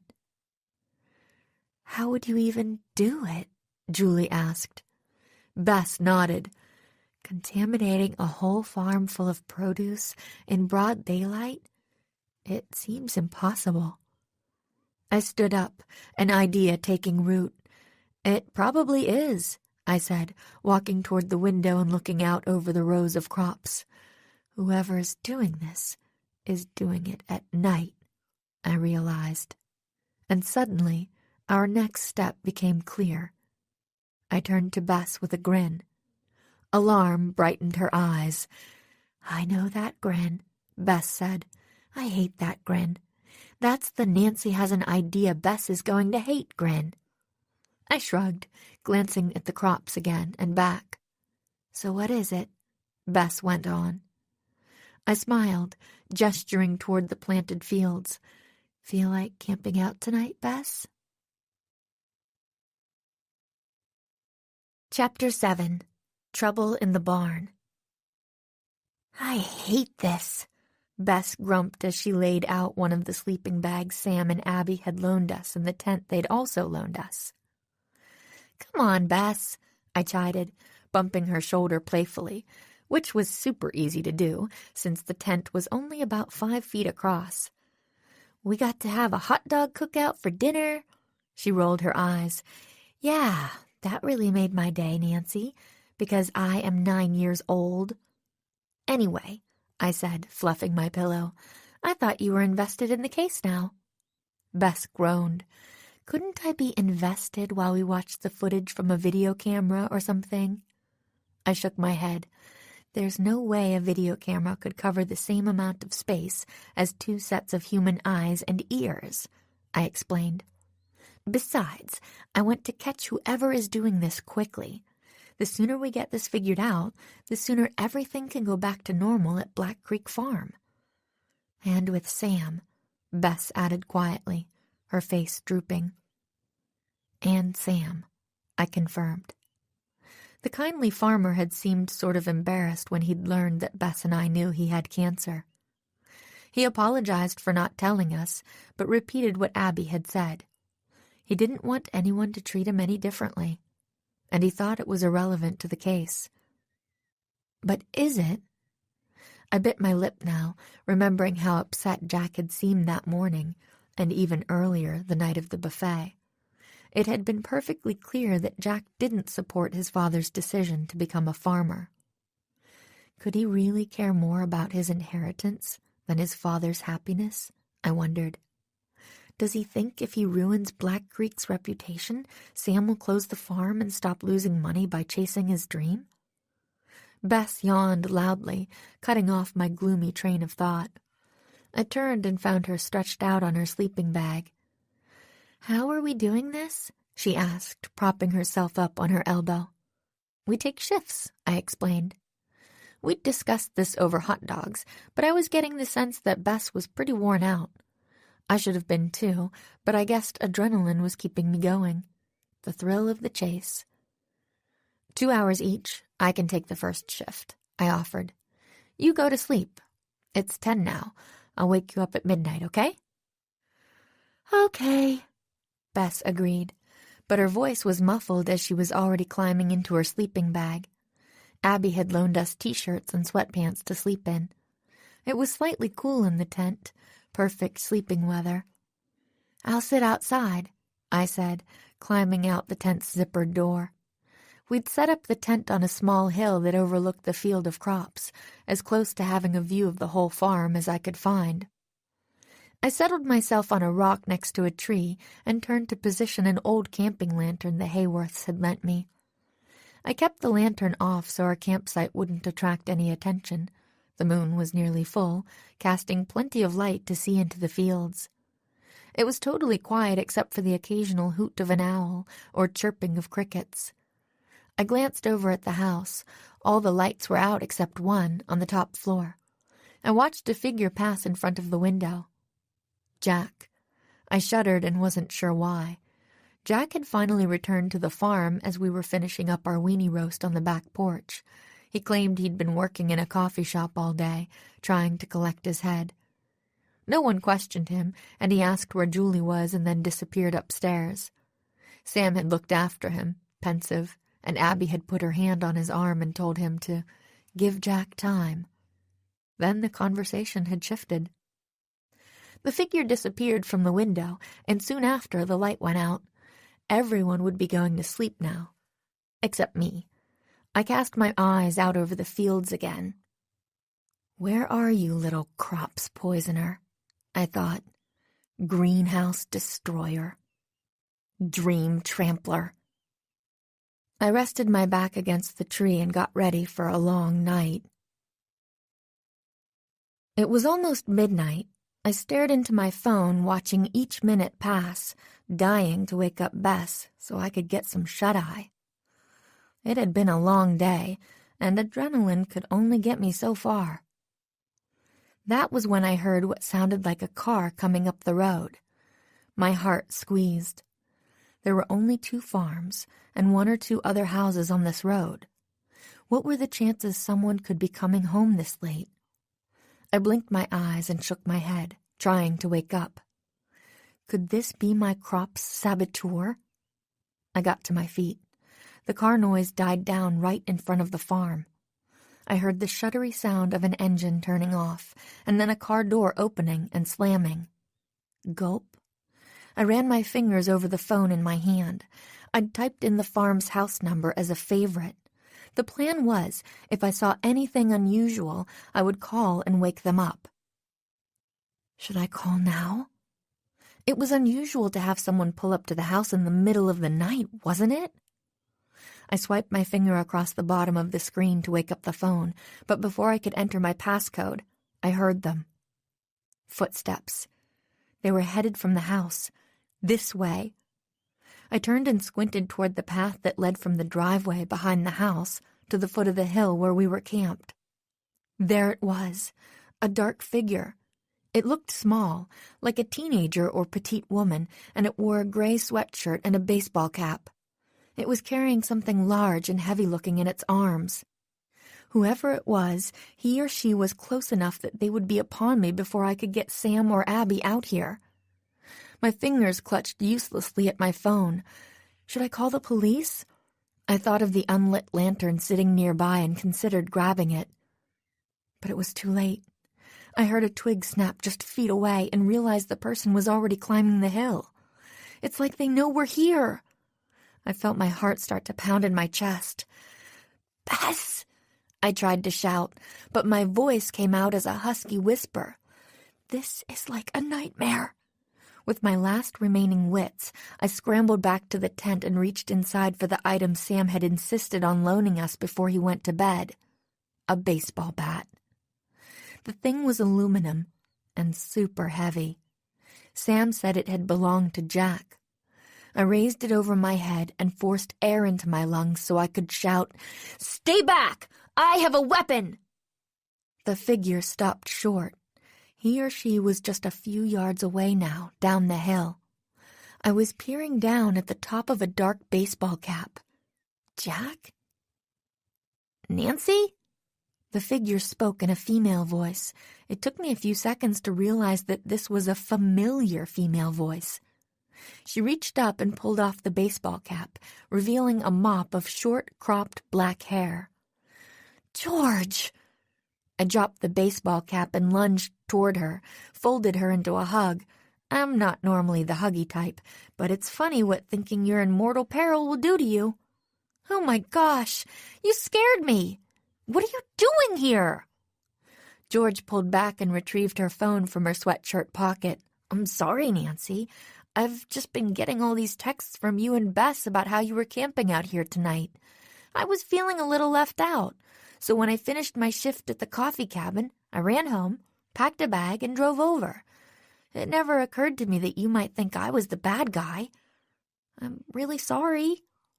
I let out a sigh of relief. It's fine, George. Actually, I'm really glad you're here. George smiled. She shifted her arms, and I could see now that the heavy-looking thing she was carrying was just her duffel bag. I took a step back toward the tent. Come on in. It's time for me to wake up Bess for her shift. George raised her eyebrows. Want me to take the next shift instead? Aren't you tired? George shook her head. It's the benefit of working at a place called the Coffee Cabin, Nance, she said with a smile. I made myself a double espresso right before I left. Who knows how many hours later, I startled awake to a sharp poke in the shoulder. Your turn, Bess said gruffly. I'd barely woken up enough to hear George come into the tent and wake Bess at 2 a.m. Before I could respond, she'd already dived around me into her sleeping bag and had the blanket pulled up over her head. I shimmied out, reached beneath my pillow for my phone, and checked the time. 4 a.m. I glanced over at the other sleeping bag and saw George snoring away. Did you see anything? I asked Bess. My eyes were dying to close again so I could slip back into a dream. I shook my head, trying to clear the cobwebs. Nothing, Bess mumbled. Now I'm enjoying the sight of the insides of my eyelids. Gotcha. I let out a final sigh and then drew myself to my feet and scooted out of the tent. The world outside was dead quiet now. Even the crickets and owls had called it a night, it seemed. I breathed in the cold, clear air and looked around. The moon hung just above the horizon, ready to cede the sky to the sun. A barely perceptible glow of grayish-blue light hovered over the horizon opposite. Sunrise couldn't be far off. The crops were quiet, seemingly undisturbed. I yawned, wondering whether this was a bad idea. Maybe whoever's contaminating the crops knows I'm looking into it, so they're keeping quiet. I frowned. Maybe whoever's behind it is sleeping right there in that house, I thought, looking over at the farmhouse. The house was totally dark. I moved around to make myself more comfortable, leaning back against the tree and pulling my sweatshirt around me like a blanket. Only a few more hours to go. I woke suddenly to dark blue sky streaked with orange. I jumped up. What? Where am... But then I looked around and saw the fields of crops spreading out below, the tent with my 2 sleeping friends inside behind me. I must have dozed off. I wiggled around, trying to wake up. I hope I didn't miss anything. What if... Crash! I jumped up and turned toward the source of the noise. It was coming from behind the storage barn. I got to my feet, hearing the panicked clucking of chickens. The chicken coop! Someone's spooking the chickens. The sun hadn't yet crested the horizon, but the moon was gone. Streaks of orange and pink lit up the sky, but the world still looked dim and ink-stained. I squinted toward the path that led to the storage barn, but couldn't make out anything unusual. Should I call Sam? What if it is Sam? I pulled out my phone and checked it. 4:53. Maybe they always feed the chickens at this hour. Sam and Abby had made jokes the day before about how early the day started on a farm. Why didn't I ask? A shriek sounded from behind the coop, followed by more panicked clucking. I quickly grabbed the lantern, turned it on, and started to run down the hill, then paused. Should I wake up Bess and George? Whatever was going on in the chicken coop, it clearly wasn't someone poisoning the crops. I'll go check it out quickly. It could just be an animal, or a family member feeding them. The chickens sounded upset, but my dealings with chickens so far had convinced me they weren't the brightest of animals. I wasn't ready to sound the alarm over a few angry chickens. I shoved my phone into my pocket and scurried down the hill, trying not to make a sound. I darted into the storage barn, which was completely dark except for the glow from my lantern. "Hello?" I asked. "Anyone out here? Sam? Abby?" I crept through the barn, heading toward the back door to check on the chicken coop. Halfway across, I stumbled and tripped. As I tumbled to the ground, the lantern slipped from my grip, rolling across the barn and extinguishing as it crashed into the wall. I was left in near total darkness, with only a few bars of dim light filtering through the barn's slats. I could make out loud sounds coming from the coop now, banging and scraping. The chickens were going crazy. I slowly got to my feet, peering around for the lantern, but it was too difficult to make out in the near blackness. Instead, I tiptoed toward what I hoped was the barn's back door, toward the sound of the clucking chickens. I felt the edge of the barn wall and made my way to the door. I peered around the corner of the door and gasped. The screen door to the coop opened with a creak, and a dark figure wearing a bulky black hoodie stood silhouetted in the dim light. A black hoodie like Bob's, I realized. I stared at the figure, squinting to see through the gloom, but the murky darkness made it impossible to identify the person. The chickens screamed as he or she emerged, and I could see that the person was holding 2 chickens by the neck. A cloud of feathers puffed out of the coop after them. The figure walked a few steps and then stopped short. He or she turned slowly, and my blood chilled. The figure was looking right at me. The early morning light lit him or her from behind, making it impossible to identify the person. The figure passed one of the chickens to the other hand and pulled something from his or her waistband. I felt my breath catch as the item caught the orange light from the sky. It was a long, curved blade. The figure turned the chickens clutched in his or her hand slowly, and in the dim light, I could see they were stained with blood. I choked out a gasp. Even though I knew any case could turn deadly, I hadn't really expected to find someone dangerous on the farm that night. Whoever was sabotaging the farm was just spraying bacteria on a bunch of vegetables. Potentially deadly bacteria, sure, but it wasn't a violent act in itself. I had to get away. I closed my fingers around the phone in my pocket, but I was too late. The figure dropped the chickens, the dead chickens I thought with sickening dread, and ran toward me. I yanked my hand from my pocket and ran. I lunged away, nearly tripping over my feet in my haste to escape. He has a knife, and he's coming after me. I headed back toward the hill and the tent, but quickly thought better of it. Bess and George were probably safe where they were. If this person even knew they were there, it would be a while before he or she could get to them. Instead, I ran for the house. The figure was just a few yards behind me, gaining fast. I willed my feet to go faster, my lungs to hold out. Just get me to the house. It was maybe 50 yards away, over a plowed field of eggplant. There was no time to veer around the crops. I ran right through them. I was just a few feet from the narrow backyard when my foot got tangled in a vine and I felt myself yanked down toward the ground. The impact knocked the wind out of me and I felt the sticky, squelchy ooze of wet mud. Bang! Bang! I struggled to my feet, the mud letting me go with a reluctant belch.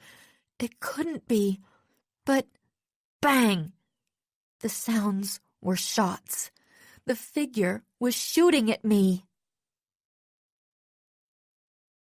Chapter 8. Fresh Blood. I ran like my life depended on it, because it looked like it did. I scrambled out of the mud and into the grassy yard, over the short distance to the porch, up onto the porch. Bang! I ducked down instinctively, but nothing sailed past me. In fact, I realized I wasn't hearing the bullets make contact with anything. Maybe he or she is just trying to scare me off, I thought. But it was cold comfort. I kept running. When I hit the top step, the bright yellow porch light went on. It must be motion-activated. I ran to the door and pounded on it, then turned and looked behind me, hoping that I could identify the mysterious figure in the blaze of the porch light. But when I turned around, there was no one there. Was he or she lingering just outside the yellow beam of light? Or had they given up? I pounded on the door again. The house was silent. I turned and looked at the yard, which was empty. But is the attacker still out there? My heart thumped in my chest. I raised my hand to pound on the door again just as it opened, and suddenly Abby stood there, wearing a blue bathrobe and a confused expression. "Nancy?" she asked. "Is everything—" I pushed past her through the foyer and into the kitchen. "I have to come inside!" Abby moved aside to let me in and closed the door. "Are you all right?" I stood in the middle of the kitchen, leaned on the table, and took a deep breath. In, out, in, out. "Did you hear the shots?" I asked. "Shots?" Abby asked. "What?" As quickly as I could, I explained what had happened with the noises from the chicken coop and spotting the intruder with the knife, and then being chased and hearing the gunshots. "He or she was wearing a hoodie," I said. "A black hoodie. Like Bob's." Abby looked as stunned as if I had slapped her. "Bob?" she echoed weakly. "But, oh my God!" I cried as I suddenly realized. "Bess and George are still out there in the tent. If whoever's out there found them—" Abby drew her lips into a thin line. "I'll wake up Sam," she said. "He'll fetch the hunting rifle and go get them. Try not to worry." Try not to worry? Ha! But before I could reply, Abby was already halfway upstairs. I tried again to take deep breaths. "You're okay. Sam's going to get Bess and George. It's all okay." But then I jumped. I could have sworn I heard footsteps downstairs. Is someone else up? I crept to the door of the kitchen and peered into the foyer, but I couldn't see anything. I nervously crossed the foyer and looked into the living room. Does Bob have a house key? I wondered. And then I remembered the thought I'd had earlier this morning. Maybe the culprit is in the house. Realistically, wasn't it likely that whoever I'd seen by the chicken coop had a personal reason to sabotage the farm? What was more personal than family?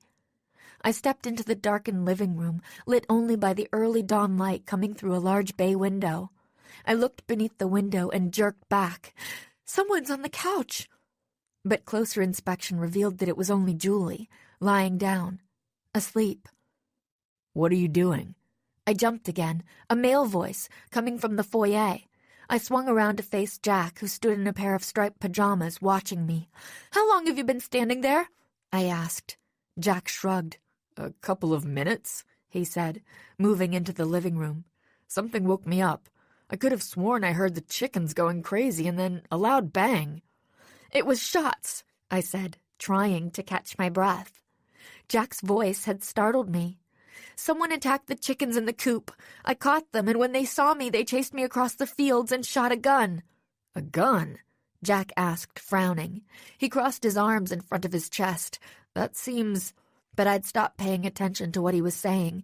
My focus was drawn to the sleeve of his pajama top, which was stained with a few bright red blobs. Fresh blood. Whoever had killed the chickens couldn't have avoided getting some of it on his or her clothing. Maybe Bob wasn't involved at all. Maybe he was fast asleep in his bed across town and had been all night. Maybe I was looking at the chicken killer, and nearly me killer. "Probably just a car backfiring, don't you think?" Jack was asking. He stepped forward, his expression cold. I had no idea what he was talking about. "Where are Sam and Abby?" I stepped backward, willing Jack's parents to come down the stairs. I heard movement behind me. Julie was stirring on the couch, wiggling and rising up on her elbow. "What time is it?" she asked sleepily. "It's about 5, Jack replied. "Sorry we woke you. Did you sleep any better down here?" Julie yawned and nodded, sitting up. "My back was killing me in that bed," she said, stretching her arms over her head. "This couch is just hard enough to balance me out. Once this baby is born, maybe I'll sleep again." "Oh, sure," Jack said sarcastically. "Having a newborn baby in the house is great for sleep, I hear." There was a clattering on the stairs. Sam stomped down, dressed in a red bathrobe and holding a hunting rifle. His hair stood up in every direction. He looked right at me, concern in his eyes. "Are you all right?" he asked. I nodded. "But Bess and George—" Sam nodded quickly and turned toward the kitchen. "I'm going to get them right now. Don't worry, Nancy. If there's someone out there, I'll find them." He disappeared into the kitchen, and I heard the screen door slam. Abby descended the stairs, peering in at Jack, Julie, and me. "What happened?"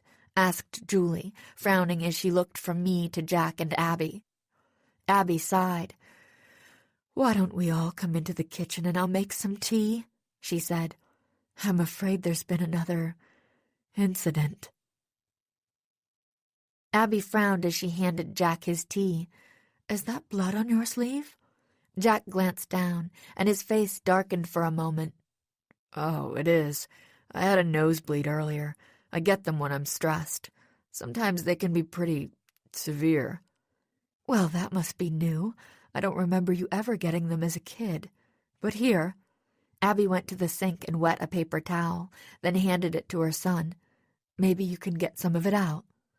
Jack took the paper towel and scrubbed at his sleeve. "As we were saying," he said, "that's quite a story, Nancy." I'd given an account of everything I'd seen since I'd heard the commotion in the chicken coop, leaving out a few details, of course, in case they became important later. "I'm not sure what you mean," I said, sipping my tea. Jack shrugged. "It's just, you're saying someone brought a knife and a gun to harass some chickens?"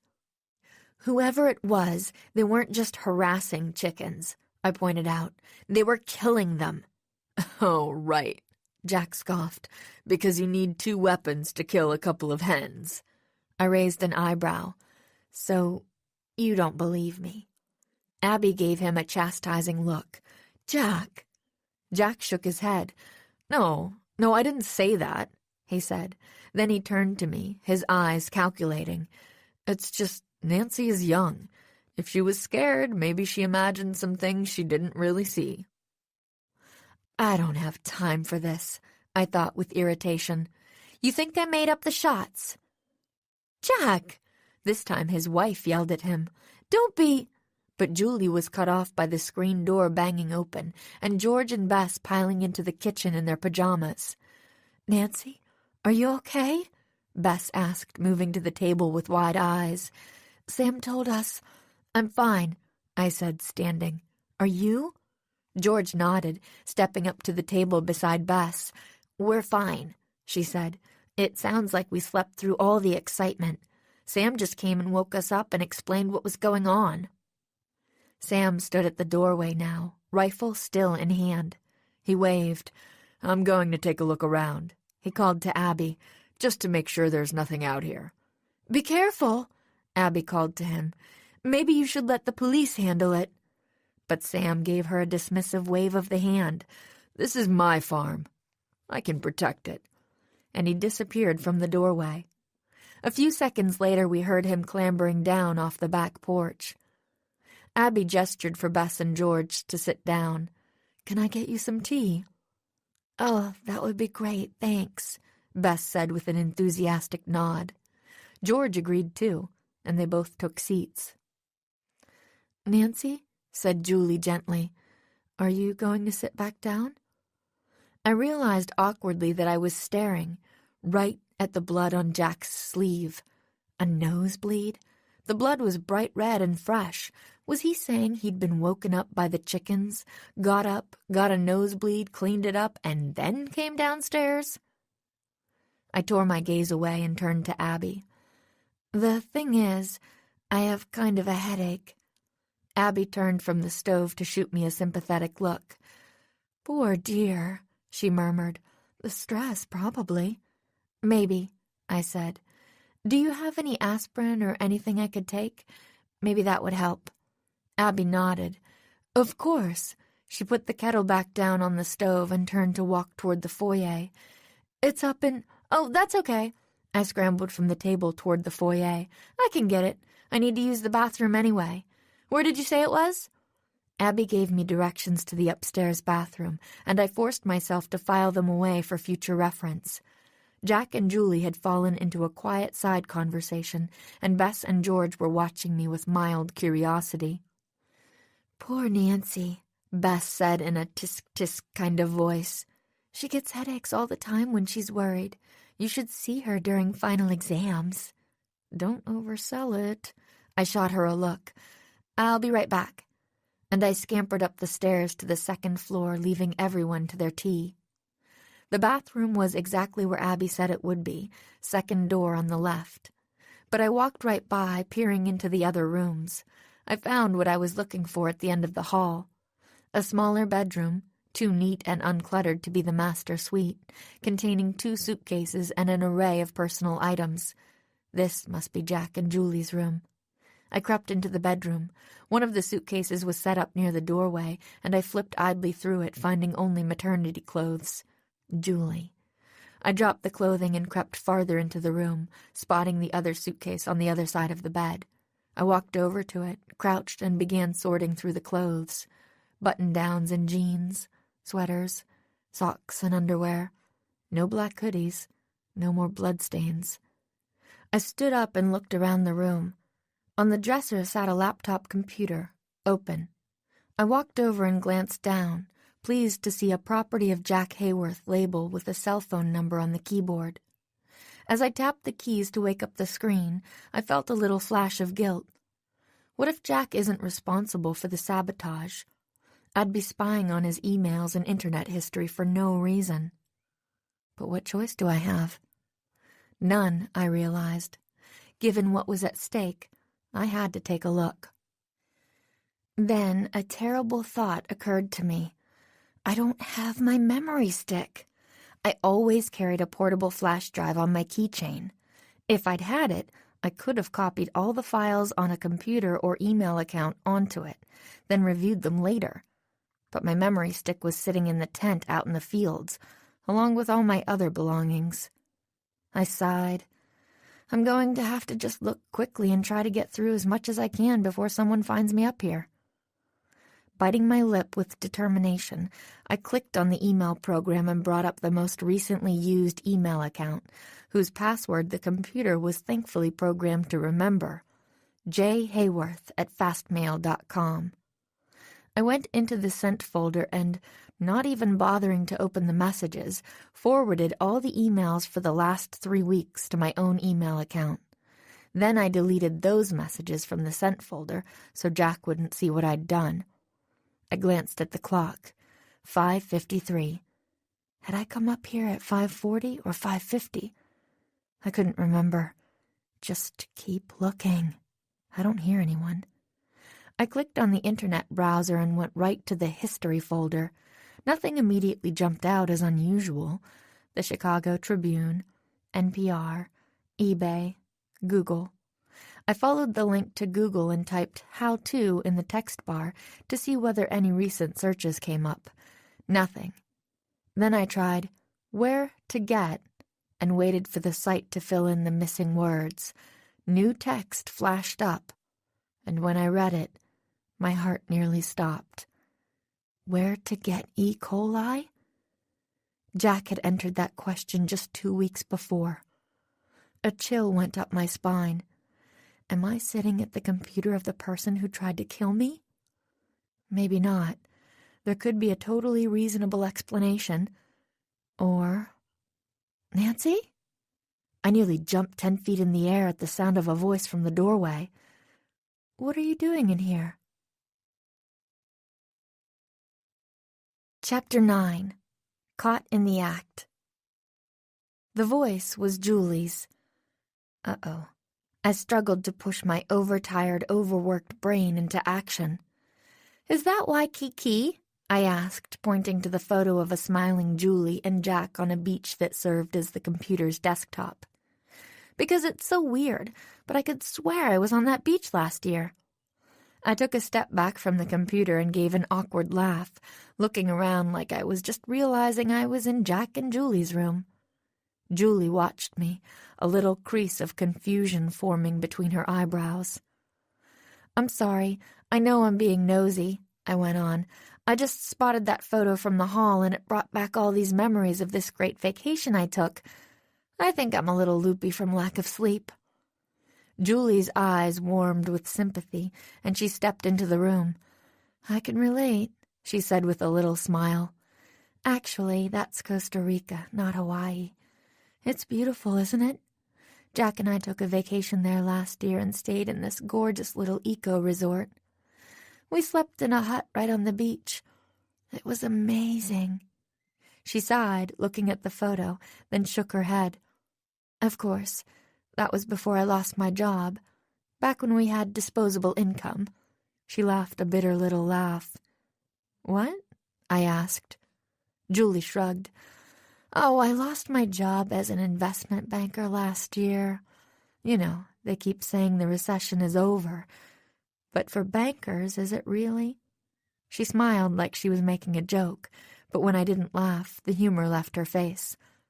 Anyway, finances have been a lot tighter lately. In fact, Jack and I originally came out here to look for houses in the area. We're thinking about selling our apartment in Chicago. I raised my eyebrows. You can't quite afford it anymore? I asked, filling in the blanks. Julie nodded, then shifted her eyes uneasily. And we'll need more room for the baby, she added. And it won't exactly hurt to have Jack's parents just a few minutes away. Abby's such a peach. She's offered to watch the baby a few days a week for me, if and when I find a new job. Money problems? It seemed Jack's potential motivation to destroy Black Creek Farm went even deeper than I thought.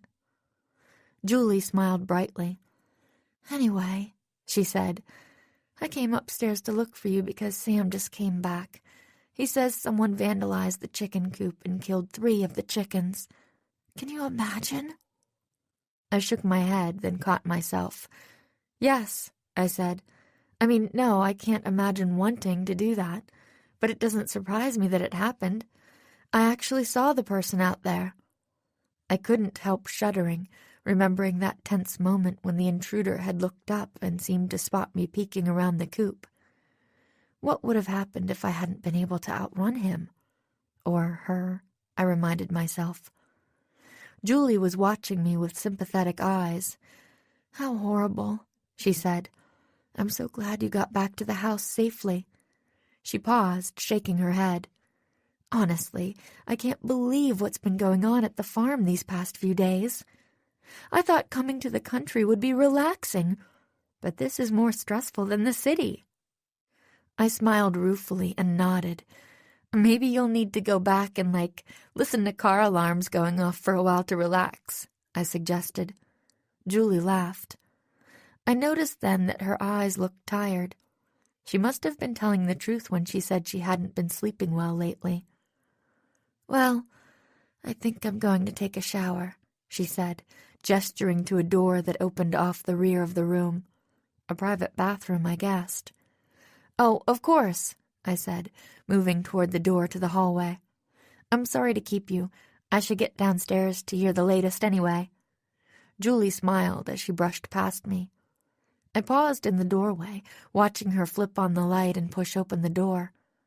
Just as she ducked inside, I saw it, thrown over a towel rod.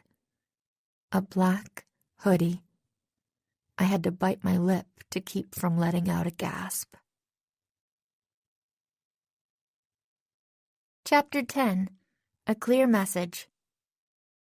Nancy, why are you driving like a maniac? Bess grabbed the handle on the passenger side ceiling of my car and gave me a horrified look as I just barely missed the bumper of an old Chevy, skirting around to pass it on the right. It's your fault for going so slow, I thought when I saw the driver glance up in alarm, and then scolded myself. Stop it, Nancy. Don't be the kind of driver you hate. I'm sorry, Bess, I said. I just really need to get home and talk this out with you and George. Bess raised her eyebrows. So, you have a theory? I do. And it took so long to make our report to the police and get out of Black Creek Farm, I was beginning to think I'd never get to share it with you. Bess grinned. Well, do tell. I always love hearing the latest deductions of Nancy Drew, super sleuth. I smirked at her. You know I can't tell you without George here. Bess pretended to scowl. But I can't wait to tell you guys what I'm thinking. More than anything, I want to figure out our next step. Bess glanced out the windshield. Well, I'll give you this, Nancy, she said. When you want to drive fast, you really do drive fast. We're nearly at your house already. Minutes later, I pulled into my driveway and we piled out and ran into the house. Pausing only to grab 2 oatmeal raisin cookies from the cookie jar on the counter. Thanks, Hannah. We hightailed it up to my room, where I pulled out my own laptop. I pulled up the home page for my email program and logged in, then opened up my inbox to start sifting through the messages I'd forwarded from Jack. "What are you doing?" Bess asked. "Or can't you tell me that either till George gets here?" I rolled my eyes at her. "No, I'll tell you. I forwarded myself a bunch of emails that Jack's sent in the last 3 weeks. I'm going through them now, looking for anything suspicious." "Jack," Bess said simply. Her blue eyes sparkled with excitement. I looked over at her. Darn, did I just give away my whole theory? Yeah, Jack." Bess nodded slowly, tapping her chin. "He was very rude at the buffet," she said. "And then with what Lori told us." I had turned my attention back to my computer screen, where suddenly something caught my eye. "Oh my gosh!" Bess jumped up from my bed and darted over to my desk to look over my shoulder at the computer screen. "What is it?" It was an email from Jack, sent according to the timestamp at around 4 o'clock that morning. "Dude, look, what we're doing is having no effect. There's more fun planned for tonight, but I'm not sure it will work. S is too hard-headed. We need to talk about sending a clearer message. Maybe if S had an accident. Meet me at Coffee Cabin in River Heights this afternoon at 3. J." I looked up at Bess. Her mouth was hanging open. "An accident?" she said slowly. Then she made finger quotes. "Accident," she repeated. "I know," I said. "Do you think he's going to hurt Sam?" Bess asked. "I don't know, but it sounds like that's on the table." Bess looked horrified. 3 o'clock? What time is it now?" I glanced at the clock on my computer screen. It's 1:30. Just then, George breezed through my bedroom door. "Was that you I saw driving like a woman in labor?" she asked, looking at me like I was out of my mind. "It couldn't be right. Aren't you always telling me that just because I can drive the speed limit doesn't mean I should go that fast? What were you in such a rush for?" I gave George a matter-of-fact look. "I think I've figured out who's behind all the shenanigans at Black Creek," I said. "And if we don't stop him, Sam is going to get hurt." Chapter 11. Coffee Stakeout. I peeked out of the kitchen at the coffee cabin, watching the door as I adjusted the volume on the microphone I'd hidden under Table 4.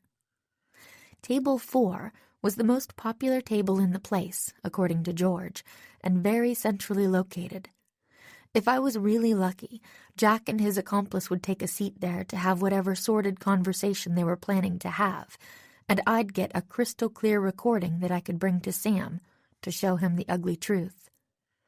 If I was only a little bit lucky, they'd sit somewhere else in the cabin, but still close enough to the mic for me to hear what they were saying. I worried that we'd already used up our luck allowance, though, because it was crazy lucky that Jack had decided to meet this person in the one coffee shop in the area that employed my amazing friend George. "It's not too busy today," George murmured, sidling up next to me in the crisp white shirt and black apron that served as her uniform. "That's lucky. It'll make Dude easier to spot." I nodded. "I already have, 3 potential dudes picked out," I whispered. "The bald guy at Table 1, the redhead at Table 8, and the biker guy sitting at the bar." George surveyed my candidates with interest. "The biker guy ordered a strawberry mocha dreamachino," she whispered back, "just in case that takes him off any kind of potential criminal list." I shot her a horrified look. "George, criminals drink all kinds of coffee drinks." "There's no coffee in that," George corrected me, "but there is a mountain of whipped cream." I looked back at Biker Dude, just in time to watch him put down his mug, revealing a huge whipped cream mustache. I glanced at George and couldn't help giggling. "George, did you wipe down Table 7? George's boss, Lydia, interrupted our giggle fest. She leaned over from her desk just inside the kitchen, frowning. "I'll get right on it," George replied, shooting me a "sorry, but she pays me" look. Lydia hadn't exactly been thrilled when we'd explained that we wanted to turn the coffee cabin into a recording studio. She'd nixed Bess having any part in it, so Bess had headed downtown to get her much-craved manicure, but not before we promised to keep her updated via text. Meanwhile, Lydia had been staring daggers at my back since I'd arrived, sarcastically asking how our little detective game was going. When George left to wipe the table, I looked to the doorway as the bell jingled, indicating a new customer. When an older woman walked in, I felt myself deflate a little. I looked out the window, across the street where a River Heights police cruiser idled. I'd had quite a hard time getting the River Heights Police Department to take me seriously when I'd gone into the station to tell them everything I knew about the Black Creek case. They told me the only crimes actually committed, the vandalism and contamination of the crops, had been outside their jurisdiction, and that a meeting of 2 potential culprits didn't warrant sending an officer to the scene. It took a gentle reminder that the noted attorney Carson Drew would be very upset if anything were to happen to his darling daughter, to get them to agree to send Officer Bailey over to wait outside the cafe in his squad car, monitoring the situation. He still looked pretty unhappy about it, with his folded arms and grim expression. He glanced over at the coffee shop, and I waved brightly. I swear he rolled his eyes before giving an exaggerated yawn. I was so busy watching Officer Bailey that I almost missed the door opening again, setting off the jingling bells. George was nearly back to the kitchen and turned to look too. When I saw who was entering, though, I frowned. It was Holly, George's old Girl Scouts leader. If she saw us here, she'd want to know what was going on with the Black Creek Farm case, and I didn't want to get into a long conversation with her that would distract me from Jack and Dude. I ducked into the kitchen just before Holly could spot me and waved to George to wait on her. George nodded and walked out to the register. "Can I help you?" I heard. "Oh my God, George! I totally forgot you worked here. Can I get a large soy latte?" "Of course. How are things going?" "Oh, I can't complain. I just started teaching this new yoga class over at the community center. Water yoga? Have you heard anything?" I tuned their voices out and turned back to the door. A familiar car was pulling up outside. Jack's.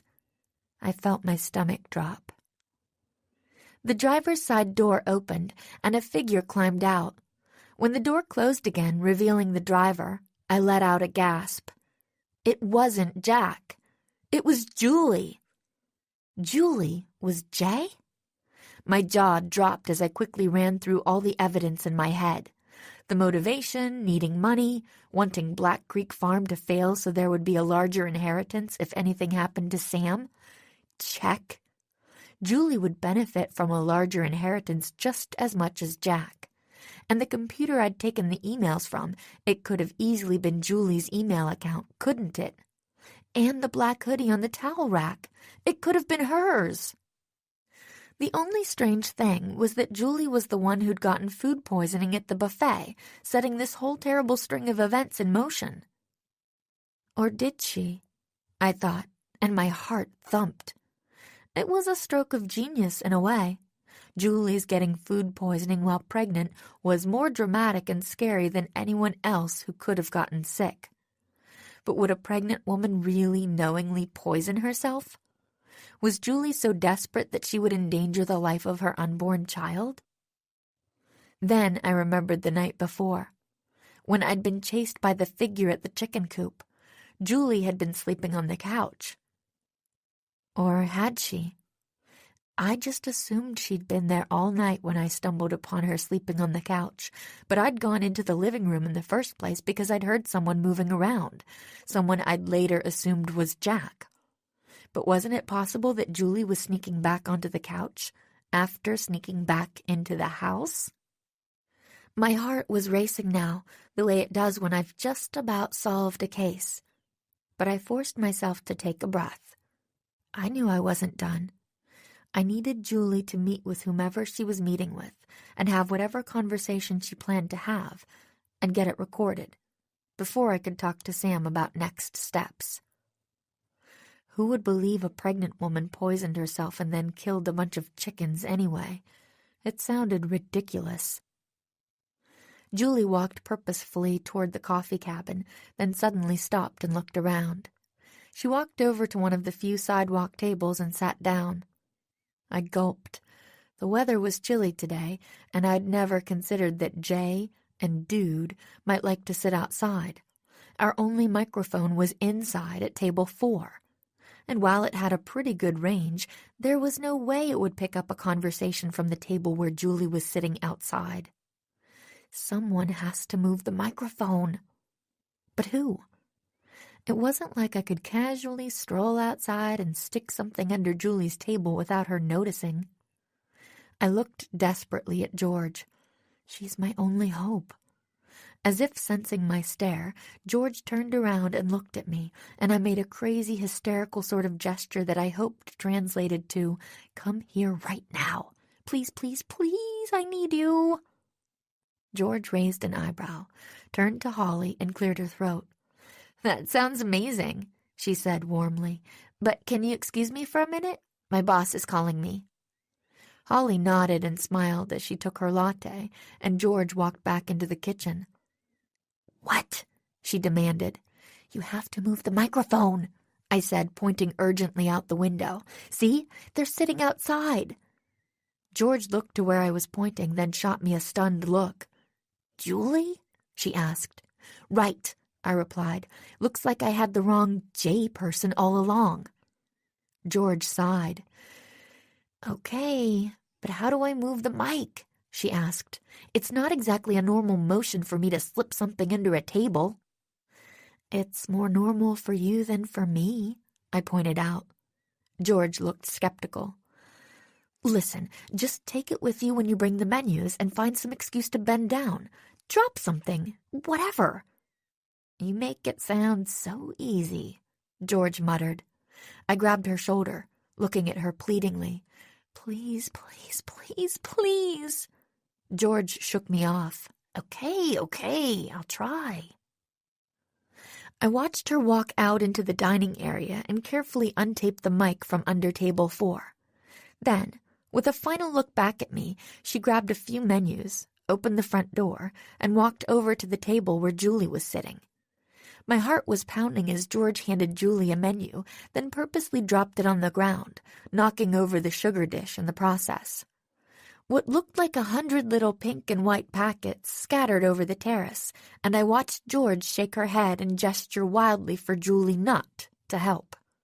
Finally, Julie seemed to settle in her seat, and George picked up the sugar and, pretending to duck back down for one more packet, carefully stuck the mic to the underside of the table. I let out my breath. "Oh, thank you, George." I was still going to be able to record whatever Julie said and stop her before she could hurt Sam. I pulled out my tablet and put on my headphones, adjusting the mic sensitivity and volume. "Didn't know you worked here," Julie was saying to George. George laughed. "Oh, it's kind of a new job for me, but I'm getting really good at making little designs in the foam of a cappuccino, so I'm learning marketable skills." Julie took a second to laugh, but when she did, it was a hearty laugh. "Oh, I just discovered this new baby store in downtown River Heights," she said. "Have you heard of it? It's called Rattle and Roll." George shook her head. "No, but I'm not really in the baby stuff market," she said with a smile. "Did you buy lots of fun things?" Julie's smile faltered, and I remembered what she'd said about their money problems. "Just a few," she said more quietly. "Can I have a minute to sit with the menu before I decide?" "Of course. I'll be back in a few." George walked back inside, shooting me a questioning look. I gave her a thumbs up. But just then, someone from inside the cafe bumped into George on the way out. "Holly." "Is your latte okay?" George asked. Holly looked at her, almost seeming surprised to see George standing there. Oh, yes, it's great. I'm just heading out to meet a friend." George smiled and nodded, and Holly continued outside. Her friend is here? But there was no one outside but Julie. Holly sat down across from her, and Julie leaned over to hug her. I felt my heart thump in my chest. Is it possible? J equals Julie, and dude equals Holly? Chapter 12. Things Fall Apart. It makes sense, I thought warily. In Julie's current state, she would have needed an accomplice. Holly contaminated the food at the buffet after she and Lori had washed it, and after Julie ate. Either Julie or Holly or some combination vandalized the greenhouse, and Julie attacked the chickens and shot at me last night. Then she snuck back onto the couch, just in time for me to find her there. I couldn't imagine why Holly had joined forces with Julie. She seemed so supportive of Black Creek Farm and so gung-ho about local, organic, sustainable food in general. Why would she help destroy a farm that's such a great example of all the things she supposedly stands for? I didn't know, but I intended to find out. Julie leaned over to Holly. She was whispering, but with some quick adjustments to the microphone controls, I could still hear her. "There's a problem," she was saying, peering inside the dining room. "That girl." She jabbed her finger in George's direction. "She's been at the farm with her friends, including that little detective girl Sam met the night of the buffet. I don't think for a minute that someone her age could outsmart us, but I don't really feel comfortable talking turkey with her so close." Holly followed her eyes, nodding. "Maybe we should go somewhere else," she whispered. "George is pretty smart." Julie stood up from the table. "We'll drive somewhere," she said. "Find a Starbucks or something. I could actually really go for a Frappuccino." My stomach sank. If Holly and Julie left, all of George's hard work reattaching the mic to the outside table would be for naught, and my plan would be shot. Again. There was no way I could follow them and inconspicuously plant a microphone at a new location, which meant I wouldn't get the full story.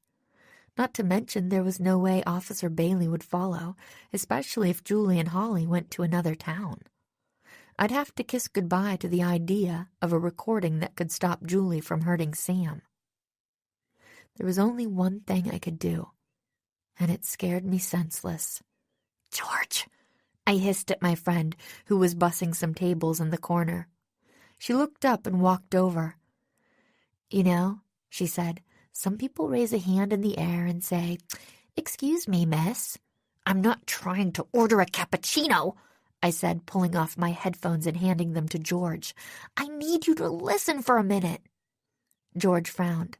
"Okay, but no more than a minute, because, Nancy, you know if I'm gone any longer, Lydia will freak. She's probably ready to kill me over this whole thing already."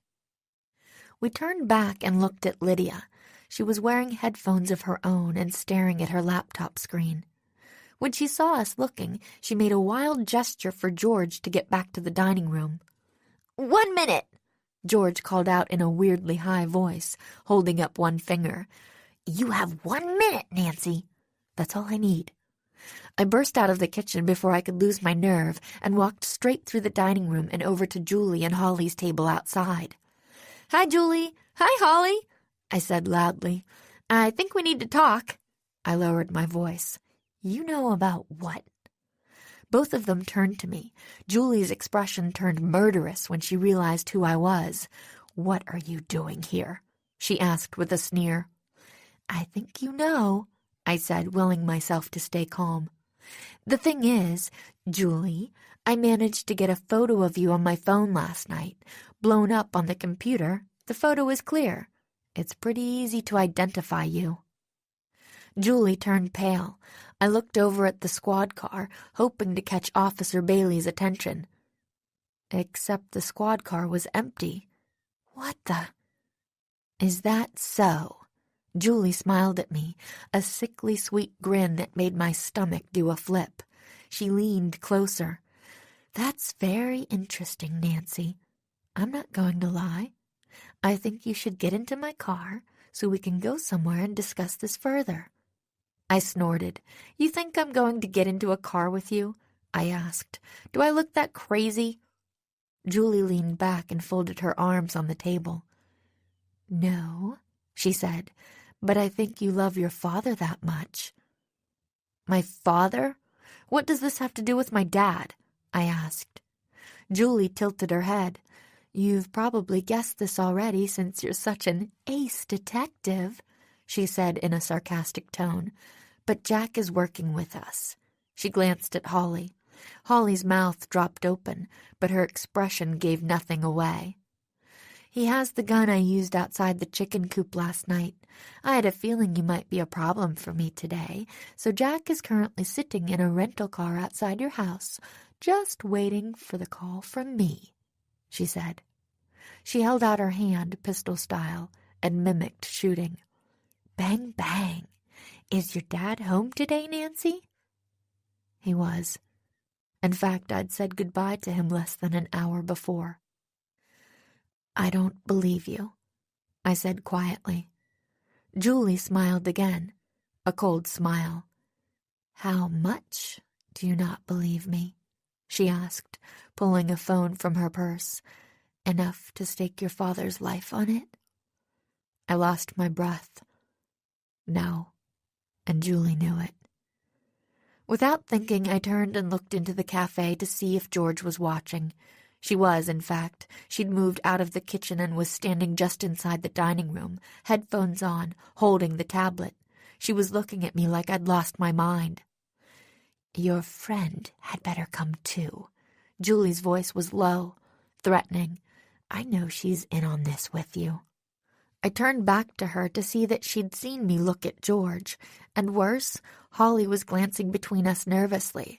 I saw something in her eyes that looked like genuine fear. "If either one of you screams, I'll make that call to Jack. I'm sure he could make a visit to George's house, too. Understand?" I swallowed hard and gazed desperately at the squad car. It was still empty. George stepped out of the cafe, and I squinted past her into the dining room, hoping to see Lydia watching. But she must have still been in the kitchen/office. I looked at George, trying to put all the "I'm sorry I looked back" I was feeling into my frantic expression. We were about to get into a car with a total maniac, and nobody would know. How did this all go so wrong? Julie stood, and Holly slowly got to her feet, too. "You're going to walk calmly to the car," Julie said, "like nothing is wrong." George looked at me, her eyes glassy with fear, and gave a slight nod, as if to say, "Let's do what they say." She left the tablet and headphones inside the cafe and met us outside. Together, we walked slowly to Jack and Julie's gray sedan. Julie followed, smiling like we were all going on a picnic, and unlocked the doors, encouraging us all to "Climb in, don't be shy." George and I settled ourselves in the back seat. Julie and Holly slammed the doors, and there was a loud click as they locked. I reached instantly for the handle on the inside of the door, but it wouldn't budge. "Child locks," I mouthed to George. We couldn't unlock the doors and get out, even if we were willing to escape a moving car. We had to go wherever Julie wanted to take us. I glanced out the window just in time to spot Officer Bailey leading 2 teenage boys out of an alley down the street. I recognized the teens as Toby Fairley and Steve Minerva, 2 boys who were known throughout River Heights to have a rather colorful history with the law. Each of them was holding 2 cans of spray paint. Of course, I realized. Officer Bailey must have seen an actual crime being committed and decided to go after the vandals. It only made sense, since he hadn't exactly been excited to be keeping an eye on me to begin with. I tried the door handle one more time, then the electric windows, but neither worked. Finally, I gave up and just pounded on the window. "Officer Bailey!" I screamed as loud as I possibly could. "Help us! She's kidnapping us! Officer Bailey!" Our car peeled out of its space just as a hand smacked me hard across the face. I blinked and looked up front. Holly had hit me. Julie had both hands on the wheel. "You'll pay for that," Julie said darkly, anger seeming to emanate from her body. I didn't doubt that I would. But I had only one chance to get Officer Bailey's attention. I looked back at him. He was watching our car speed off. Did he see me? Chapter 13. Into the Woods. What do we do with them? Holly asked hesitantly. She shot a nervous glance at the back seat where George and I were watching them curiously. What do you think we do with them? Julie spat. They know everything, Holly. We can't just drop them off at their parents' houses. Maybe, Holly said slowly, maybe we could take them somewhere and lock them up. My grandparents have a summer cottage I don't think is being used right now. It's about an hour away, but... That's not enough, Holly. Julie's voice was as sharp as a knife. They can't be out there, knowing what they know. I looked at George in alarm. They're going to kill us. She looked at me and said nothing, but a tear escaped from her left eye. I felt like my heart might explode. To keep sane, I decided to do the only thing I knew how to do in this situation, get the criminal talking. What exactly happened, Julie? I asked in as gentle a voice as I could manage. I mean, there must be a reason you did what you did. Julie let out a rueful laugh. Oh, there was a reason, she said. I lost my job last year, as you know. It was a very lucrative, high-paying job. Losing it was a pretty huge blow. Jack's a lawyer, sure, but half the cases he works are pro bono. We burned through our savings really fast. We started having trouble paying the mortgage on our apartment. We couldn't afford the payments on our cars and had to give one up. She paused. Meanwhile, she said, my wealthy father-in-law, who back in the day had more money than Jack or I could shake a stick at, helped one sick girl's family and decided to pursue this cockamamie organic farm idea, sinking half his net worth into it. Did I mention that Sam had left Jack half his estate in his will? Jack and I watched our inheritance dwindle for more than a year. Then I got pregnant, and I decided I had to do something about the farm. George cleared her throat. I could tell she was scared. But isn't this kind of extreme? She asked. I mean, if your ultimate goal is just to get him to sell the farm, now you're kidnapping us? Maybe hurting us, I finished for her. But George's voice was gone. She couldn't say it. It wasn't meant to go this far, Julie said with a sigh. I mean, the farm was already struggling. I thought Sam would only need one really disastrous year to realize what a big mistake he'd made. Hence the contaminate the vegetables with E. coli plan. I wasn't exactly thrilled about the idea of giving myself E. coli, but I had my family to think about. I figured once word got around that Black Creek Farm was selling vegetables that could actually make you sick, that would do it. But the thing is, Julie let out a crazy laugh, Sam didn't give up. He loves the farm, I said, wanting to keep her arguing with me. He does, said Julie, and he kept fighting and got you and your friends involved. I realized the stakes had to get higher, faster. I knew that Sam was a softie. I knew he wouldn't put up with danger to his family. She suddenly pulled into a parking lot. I looked around. Kepner Park. It was a large park just outside River Heights that had a small pond and hiking trails. Anyway, Julie said, turning back to face us with that same deranged smile. Now we're going to go for a hike. I looked at George. She wants us to get out into the woods and do something to us, I realized. Maybe something so horrible that will never come out. George looked like she had reached this conclusion as well. Come on. Lifting her phone and giving it a little shake, Julie herded us out of the car and onto the blue hiking trail. I looked around at the parking lot, heart pounding, wondering if this was the last piece of civilization I'd see.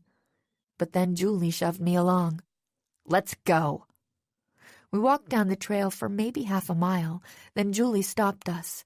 Into the woods, she commanded. I felt my stomach clench. This is bad. This is really bad. But for once, my mind was blank. I didn't know what else to do. George and I followed Julie's commands and left the trail, walking farther until we reached a small clearing. "What are you going to do to us?" George demanded. Julie smiled, pulling a long, sharp-looking knife from her purse. There was still red on the blade. Julie looked at it and laughed. "Sorry, girls, there may still be some chicken blood on there," she said. I felt like I was going to be sick. I reached into my pocket, trying to dial my dad on the phone without being detected. Do I even have service? I couldn't tell if my fingers were hitting the right buttons. Julie moved closer to me and held up the knife, her hands shaking. "You're first," she said, "since you're the sneaky one." I felt like I was in a nightmare. I wanted to scream or run, but my feet were rooted to the spot. Julie held the knife high. It gleamed in the sun. "No!" Holly's voice suddenly split the air. "Julie, don't!" Julie turned and glared at her accomplice. "What's your problem now?" "It's not worth this," Holly said, and as she moved closer, I could see that her face was ghostly white. "Listen, I'm passionate about this CSA and the principles it stands for, so when I agreed to contaminate those vegetables at the buffet, I only did it because you're my best friend and you were desperate. But you swore no one would get hurt. And I'm not okay with hurting people, Julie, especially not kids." She gestured helplessly at George and me. Julie stepped closer to Holly and held out the knife. "Holly," she said in a cool voice, "if I'm willing to get rid of 2 teenagers over this, why would you assume I'm not willing to get rid of you?" I gasped. Had our last hope of making Julie see reason been defeated? But then I heard the slightest bit of movement. I turned toward the trees we'd walked through to enter the clearing and spotted Officer Bailey creeping forward with a gun trained on Julie. I took in a breath, but he held his finger to his lips and I forced myself to look away. "Freeze! Drop your weapon!" Julie turned around, startled to face Officer Bailey and 3 of his finest colleagues, all with guns trained on her. Relief washed over me like a hot bath on a cold day. He did see me, I realized with satisfaction. The ruckus I'd made just before Julie raced out of her parking space had worked. Julie struggled, but eventually the police forced her to drop her weapon. I was beginning to realize that Julie was seriously out of her mind. Clearly, the woman had no idea when to give up. When the knife was down, I nearly collapsed with relief. I ran to George and hugged her as hard as I could. "Please forgive me," I cried. "Please, please, please, please, please, George." "Forgive you for what?" she asked, pulling back with an expression of genuine confusion. "For looking back at you in the cafe," I said, thinking it was obvious. "If I hadn't done that, they might not have made you get into the car with me." George shook her head. "Nancy, they saw me earlier. I waited on them." "But—" "Shh," she said, hugging me hard again. "I would have done the same thing, and honestly, I'm just glad we're alive to tell the tale." Once Julie and Holly had been handcuffed and led out to the police cruiser, Officer Bailey came back to lead George and me back to the parking lot. Just as we got there, a familiar car squealed into the parking lot, stopping short. The door flung open, and my dad came running out toward us. He grabbed me in a big hug, then pulled back and looked us both over. "Are you girls okay?" he asked. "Nancy, what on earth are you doing working a case this dangerous without my help?" I shrugged, not sure what to say. "It didn't seem that dangerous at the beginning," I said honestly. "I mean, who knew people could get this worked up about organic farming?"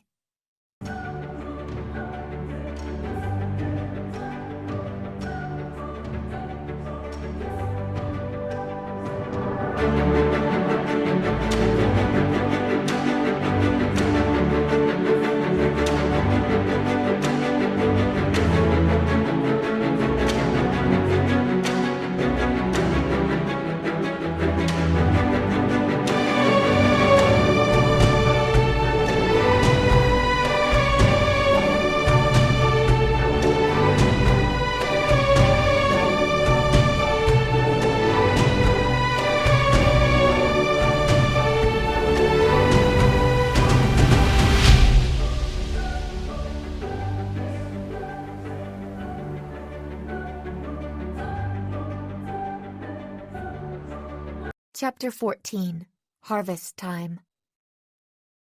"Ooh, it's really getting chilly," said Bess, pulling her wool cardigan tighter around her as we moved through the buffet line in the outdoor tent. "The growing season's almost over."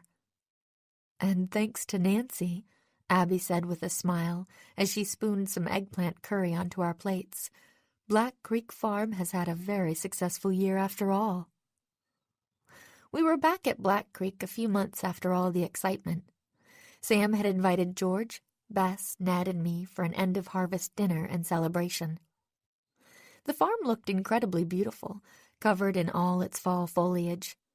Pumpkins were growing in half the fields now, and Abby said they were having great luck selling them at the farm stand and at local farmers markets. "How is Jack doing?" I asked Abby. "He's right behind you," she said with a wink. "You can ask him yourself." I turned around and found, sure enough, a tired-looking but cheerful Jack holding a baby boy in a carrier. "Nancy," he greeted me. "Have you met Owen?" "This is Owen?" I asked, leaning in and gently touching the baby's tiny curled-up fist. Jack nodded, smiling.